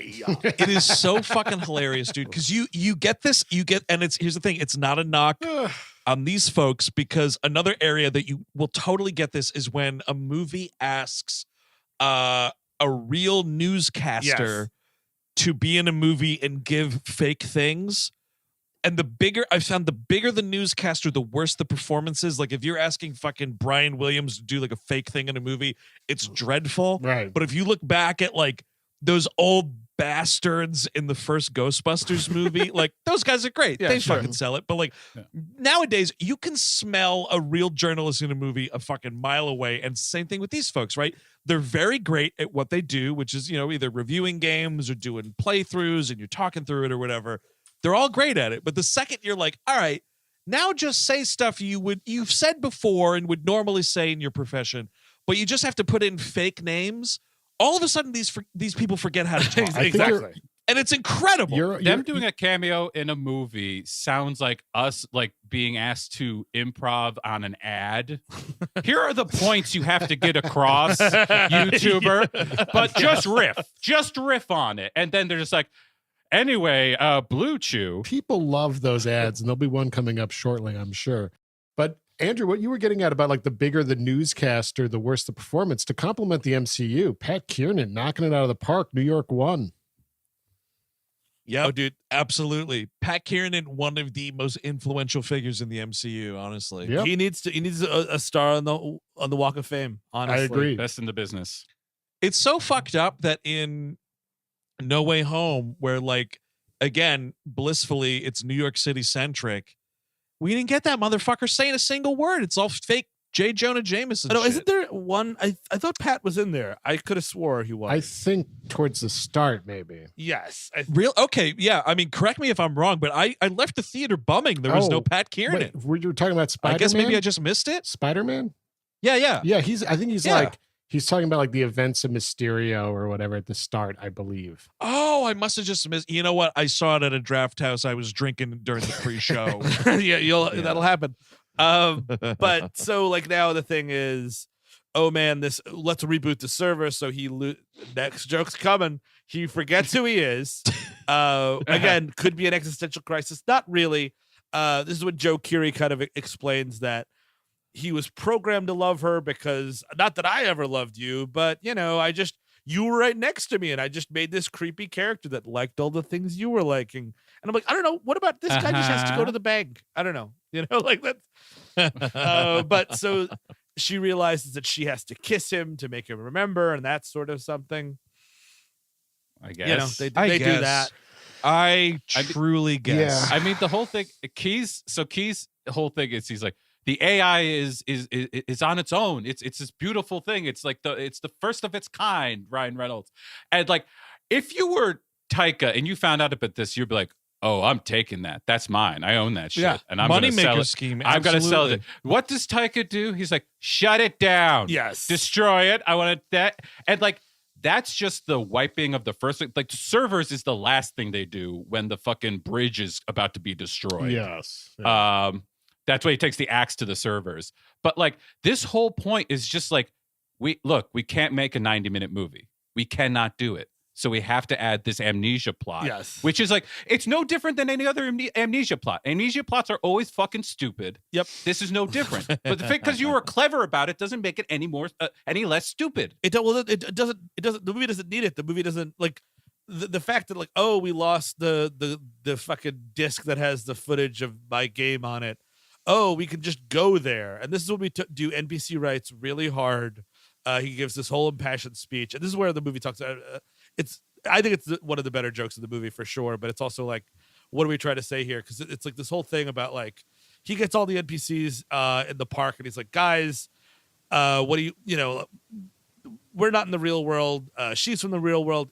How many bank robbers do you have in your in the real world? It's like, not many at all, guy. And it's like, well, how many times have you seen a corpse? Like, oh, I've never seen a corpse, guys. Like, is gun violence a problem in your world? She's like, well, actually, yeah, it's a huge problem. And I'm like, that's a great joke. Yes, but then, yes. the gun fetishism in this movie is off the fucking charts. So then, what are we talking about? Yeah, but like, well, I mean, it's kind of like,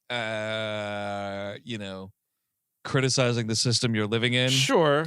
Well, the thing is, You know what I mean? Like, yeah, they're going to engage in it, and we're going to have fun with it. But don't forget, at the end, for 5 seconds, you'll see that new game, Life Itself, where we can live with dinosaurs and be nice to each other. I see. Mm-hmm. Yeah. So that's the ideal world, I guess, is the idea, as opposed to like, oh, I don't know, man. I think the fucking people that designed Life Itself never saw a little movie called Jurassic Park. oh, that's Pretty right. cool. Free Guy got killed for real in the new game by a dinosaur attack. Dude, I see that dinosaur walking around at the end of that movie. I was like, look out, everybody. Nobody seemed to care. No. Just say hi to him. Stop using violence. I like the gag of the fat guy who won't put his arms down. That's fun. Credit That's where also credit's due. pretty That guy's fun. funny. Yeah. Mm-hmm.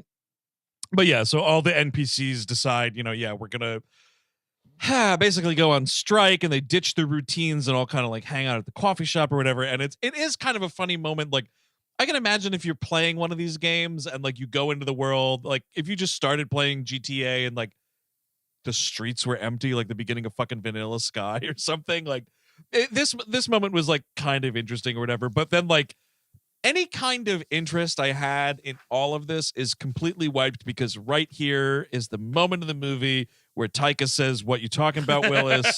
It's really good. Goddamn, it's really something. It's really a lot, Right, and that's because you do get the NPCs are, they're having their rights powwow, so they can't call the police and military and up them to 5 badges. So right. This is sort of the solution, is to upload dude.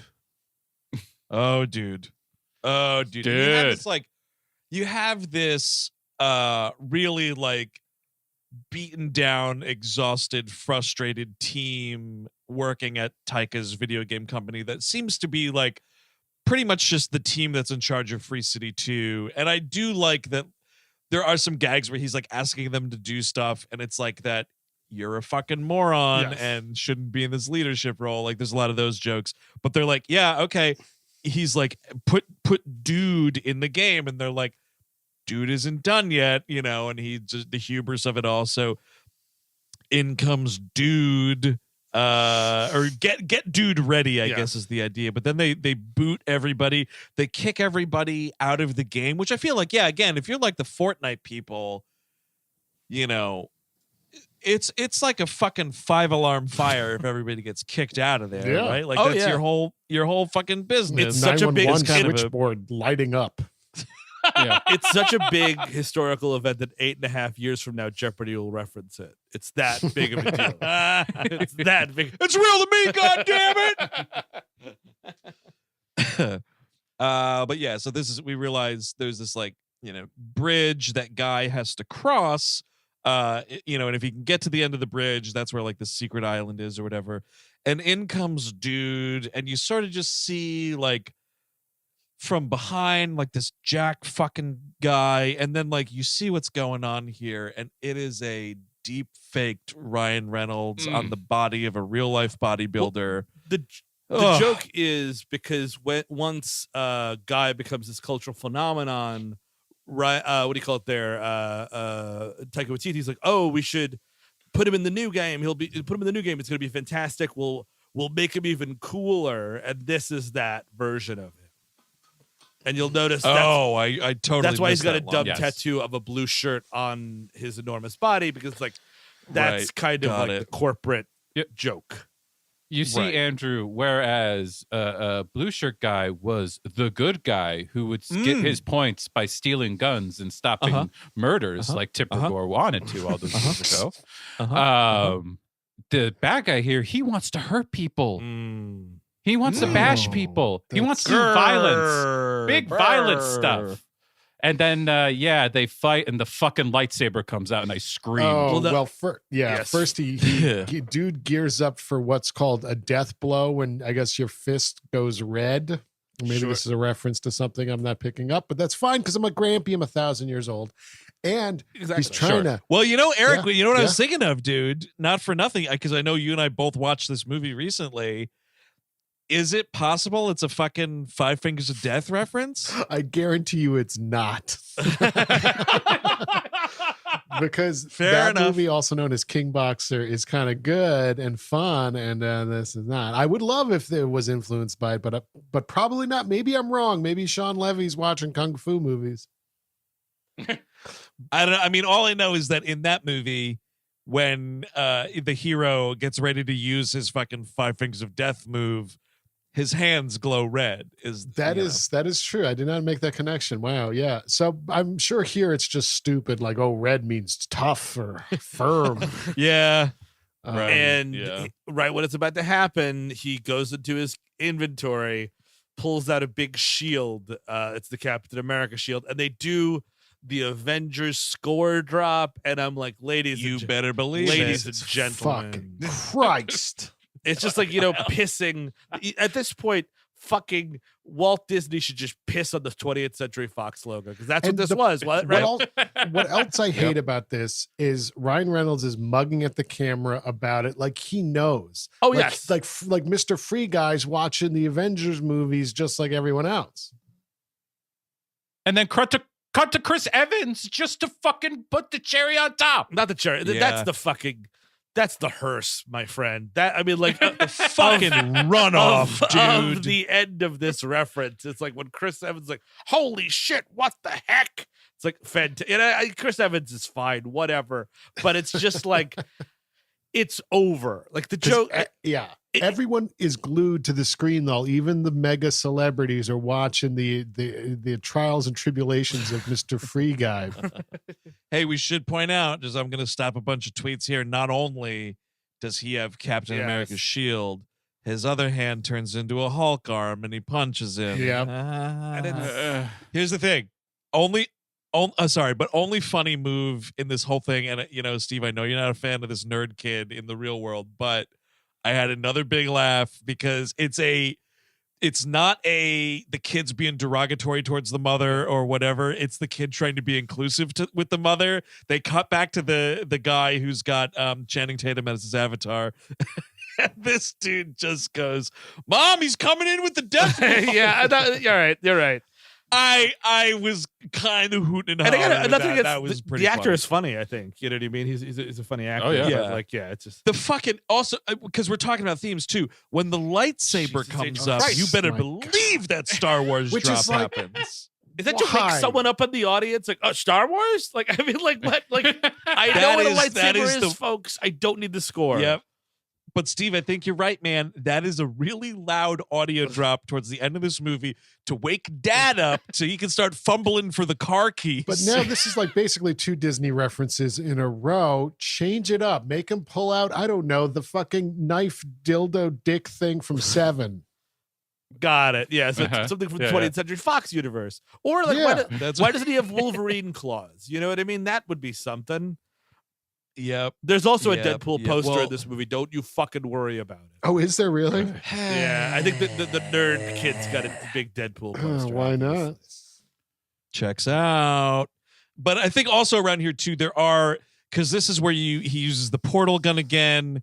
There's another gun from another game Yes. I don't recognize. I'm sure other people did. And you all just went, because that's the only fucking reaction you can have to this. And the subbest, basest of fucking references. Lil Rel fucking, comes in and helps him here. By the way, and I found they it. sort I of- was just sorry, Steve. I was just looking at the IMDb trivia. In his climactic fight against Dude, Guy uses multiple weapons from other movies and video games, including Captain America's shield, Hulk's fist, the gravity gun from Half-Life 2. That's what you're referencing there. The portal gun from Portal, and the Rainbow Smash axe from Fortnite, and Star Wars' lightsaber. Hey, There you go. There you go. Fun stuff. Fun stuff, everybody. You see this, Paul? Gravity gun. Gravity gun.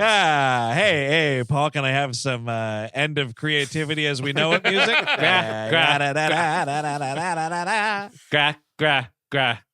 Gravity gun. Gravity gun. David. Oh, excellent. Yeah, so whatever. Like Lil Rel like helps him, and then they defeat the guy by giving the sunglasses to him, and like now he realizes he wants to do other stuff or something. It's fucking. Oh, he's funny. like too dumb. He's just running around to chase the colors or whatever. Yes, and like Yes, the gag is like because it's an unfinished thing, like he can't speak in full sentences. He keeps saying so they're catchphrase. like, yes, yes, catchphrase and like insert joke here. Basically, is the idea. Which like, hey, pretty convenient screenplay. The only time I thought that was really funny was when he says adjective. Oh yes. Yes, yeah. So Lil Rel, like Dude decides he's had this epiphany and he runs off. So Lil Rel's like, all right, man, I'm your fucking best bud. Like, we're gonna do this together. We're gonna cross the bridge. And this simultaneously in the real world, Taika is going fucking Jack Nicholson on all these servers. He's got this fucking axe and he's knocking all these servers out or whatever. I feel like you might Frank Grimes yourself in this situation. You just Sure. accidentally fucking fully plugged in server like that. I don't know, dude. Well, that's why it's very smart that he's got a wooden handle axe. Though, yeah, that's Steve, true. So worst thing that could happen to him, which would still be rad to see, is like, I don't know, a bunch of fucking sparks burn his face or something. He turns into That'd be Christopher nice. Walken at the end of fucking Batman Returns. Oh yes, we need more fucking skeletons like that in movies. Goddamn it. Definitely. But so as he's doing that, as the servers are all collapsing, the city is collapsing and everything inside the game, and a big sort of separation happens between Guy and Buddy, and Lil Rel's like, hey, just go on without me, man. I got you that far. I'm so happy right now. And he like drops into the nothingness. And this, I think was my biggest LOL of the movie, where it cuts to like the lobby of this video game company office building, and all the security guards are standing in the lobby watching the thing go down on the TV, because Lil Rel, of course, remember, was a security guard in the game. And you have this huge Jack dude, and he goes, that security guard right there was a goddamn hero. I'm sorry, I just was laughing. You're allowed. I don't know. There's another. It was late. I don't know. Joe Keery has been fired at this point, and he's the one who's streaming this whole thing. And he just texts Jodie Comer, the server or servers exclamation point. She's like, oh, Taika Waititi's got an axe to the servers. Got it. I'll be right there. Absolutely perfect time for a complete sentence. But she's able to, because I guess life is like a video game. She's able to just to get into this facility and get into the server room without any problem, identification, anything. It's fine. Mm-hmm. Yeah, when she has like an open lawsuit pending against the company and Taika Waititi himself, like, yeah. Okay, Let him right in. And I guess everyone's too glued on the fucking feeds on the Twitch streams. Even the security guards, like you said, are watching it. So, oh right, true. Yeah, they're not just like checking their Twitter or watching last night's football game or talking to their girlfriend. No, they are fucking totally glued on what fucking Gleep Gloop 26 is doing in the silly video game. You're right. No, you're totally right. And Taika Waititi is over poor Paul Giamatti's back, saying, "Hit him again! Hit him again!" I mean, that's the thing too. Is like, not only are we're so Truman Show because he's on the water, like he's trying to touch the surface. You know what I mean? He's literally trying to touch the wall. Mm-hmm. But so she basically says, I will drop my lawsuit and give you the rights to everything if you don't crush that last server. She wants to save all the NPCs, including her NPC boyfriend. Yeah, Yeah. So, he makes it.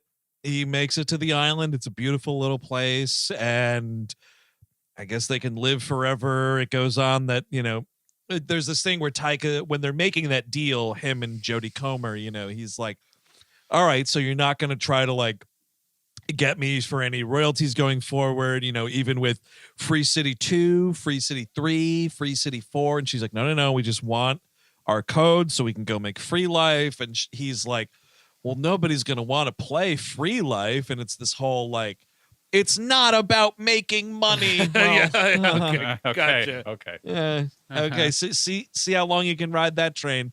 And then, wouldn't you know it? They didn't have to worry about that because Free Life becomes a huge game. And for the biggest indie game of all time.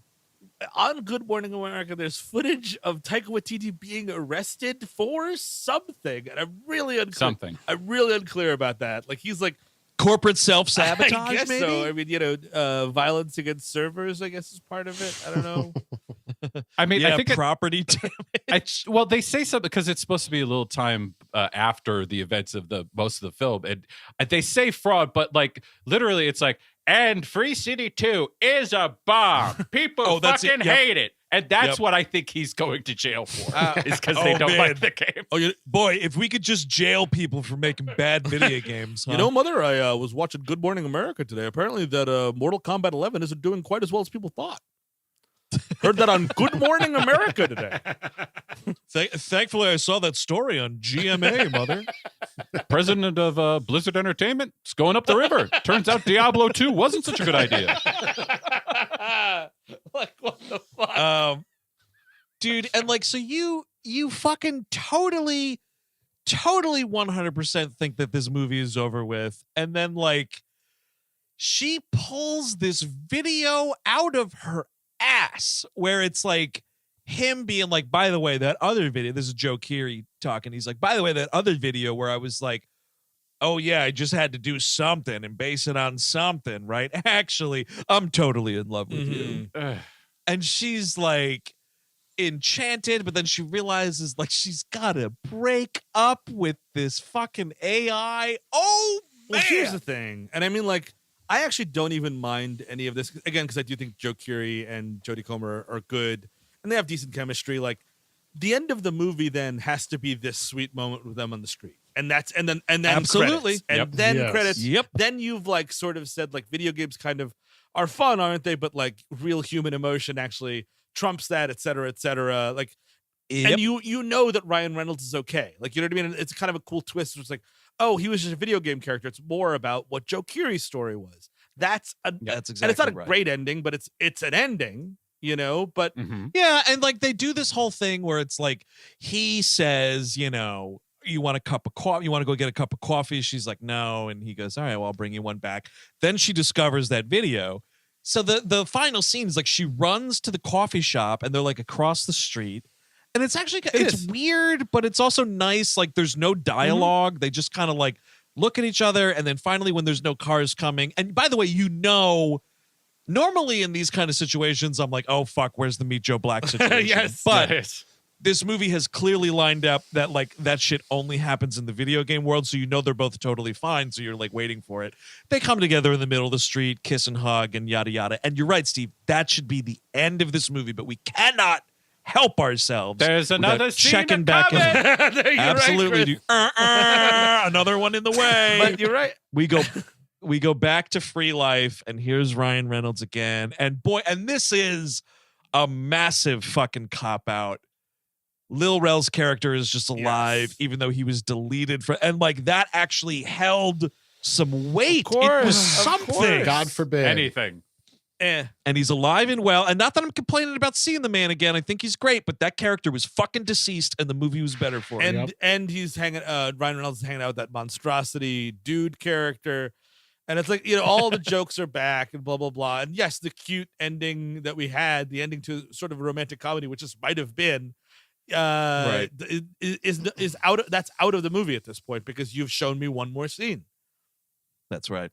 You totally fucking forget it. And it's just the scene with Lil Rel being like, wow, I thought I was dead, but I guess I'm not. What do we do here? And Ryan Reynolds is like, whatever we want. And that, ladies and gentlemen, is the end of this movie. We get the fucking slow, weird, haunted music box version of fantasy again. This trend has to stop. This trend absolutely has to stop, where we have some great fucking pop tune, or maybe even just a mediocre pop tune, and then you get some fucking Dickensian ghost to fucking cover it slowly and eerily. I'm so over it. Like, listen, not all of you can be the Chromatics. I'm fucking sorry, okay? Yeah. But like, enough already with this. Enough. Not every female singer-songwriter is Cat Power, you know? It doesn't happen like that. God damn, that's dumb. And you know, this movie doesn't even have the decency to add a stinger of any kind. No, that's good actually. Yeah, no, that's a breath of fresh air. Points. But wait. But like this in like 2 hours in a sea of bad decisions. All of a sudden, you're going to make a good decision at the end of this movie? I don't think so. You drop a stinger. That's fair. You drop a stinger right in there. I will. You get an instant star in a movie by fucking ending at the credits. That's 1 star you get. Oh, speaking of stars, Steve, would you recommend this movie? I would not. I think, you know, I used to like Ryan Reynolds. He's just been an autopilot. He's just Deadpool. And I even liked when he was Deadpool that first time. And even that second one, because I like Cable quite a bit. I digress. But, you know, I liked his thing, but that's all he does. And it's just dripping in irony, and it cuts the fucking air out of the balloon in every fucking scene he's in. Therefore, this movie can't have stakes. And this free guy character should have stakes. It's not the most original movie I've ever seen. I'll tell you that much, fucking 20th Century Fox. So maybe you should stop fucking sucking your own dick about it. That's where I'm at. Chris Cabin. Yeah, all that, of course. Steve is right on the money. I hate this movie. Don't watch it ever. It goes to the thing about movies just not being able to be one thing anymore. You have to be 17 things. You can't be a romance between these two Keys and Jodie Comer's character. Like, you couldn't do that. It had to be an action movie, and it had to be Ready Player One, and then it had to be fucking Matrix, and it had to be all these other fucking movies. It's literally like Matrix if one of the Sentinels like became nice and was like remade the whole Matrix in its image of being nice. Yeah. And like, it sucks so much. And just to underline it, I did like Ryan Reynolds at some point, but at this point, it's like every time I have to turn it off. Eric Siska. Yeah, no, I want to say again, for people out there that do like it, I think it's okay to like it. It's not my cup of tea. I think there's a lot of flaws here. I agree with everything Steve and Chris has said. That said, Ryan Reynolds, I mean, I still get why people like him. He's very charming even in these moments. I don't think he has much of a character here or anything to gleam on to, but he can deliver a joke when he needs to. But other than that, I really dislike the movie. And like we said earlier, I think it's making me think of better movies that done the similar concept that are also bad, like Ready Player One, which I think is better than this now. I mean, so the good thing about movies is they keep on coming. And somehow the bad ones look better because another one coming, baby. Yeah, I mean, Eric, I think you're totally right, man. And we can just only hope that, better movies start coming, I guess. We got a whole month's worth of shit that did not work last year, right? And yeah, I don't disagree with anything you guys say. I feel like I was with this movie a lot more than you guys were, but like the third act really destroyed any goodwill that I had built up towards this movie, because honestly, through so much of it, I was thinking, and even like Chelsea and I were talking about it, and it was like, okay, like, yeah, it's sort of like aping GTA, fine, you need to set up somewhere, but like for the most part, I was like, cool, it's free of like other IP. And like the fact that by the time I got to the credits, I heard both the theme song to the Avengers and fucking Star Wars. Kiss my fucking ass, man. Like, honest to God, just make a thing that's one thing and just let it be that thing. And this movie, maybe it wouldn't have been great, but it would have been better for it if they left that stuff out. And as far as Ryan Reynolds goes, like, I really like that guy. I have no ill will against him. I just wish he was a little more choosy these days and, branched away from the Ryan Reynoldsing of it all, because it's been done. You're more than Deadpool, dude. I know you're more than Deadpool because you were doing things that entertained me before Deadpool. Let's figure out what we can do there. But yeah, I would not recommend this movie. I almost last night thought I was going to, but this discussion this evening has turned me right around. You can fucking keep it. And Lord knows, in 2024, we'll probably be doing Worst of 23 and Free Guy 2 is going to be on it. I don't know. But that is Free Guy, directed by Shawn Levy. Yikes and a half. If you want more We Hate Movies, of course, check out patreon.com/We Hate Movies. Got a lot of great stuff going up on there. If you're still playing catch up from last month, we got the American Movie-mentary, which went up late in December. A ton of fun.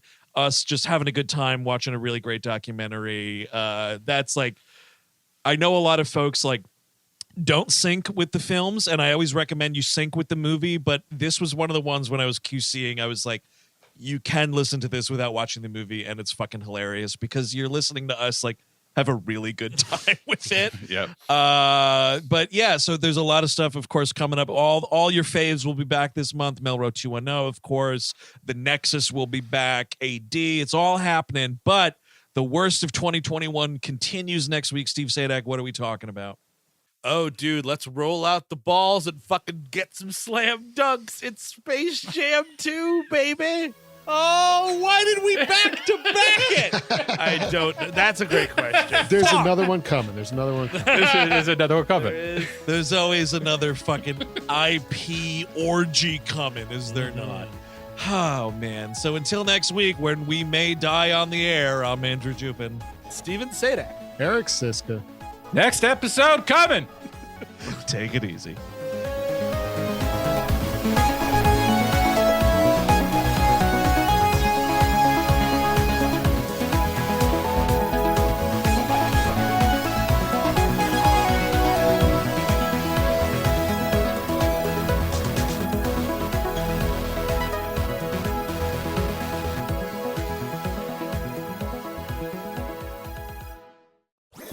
That was a HeadGum podcast.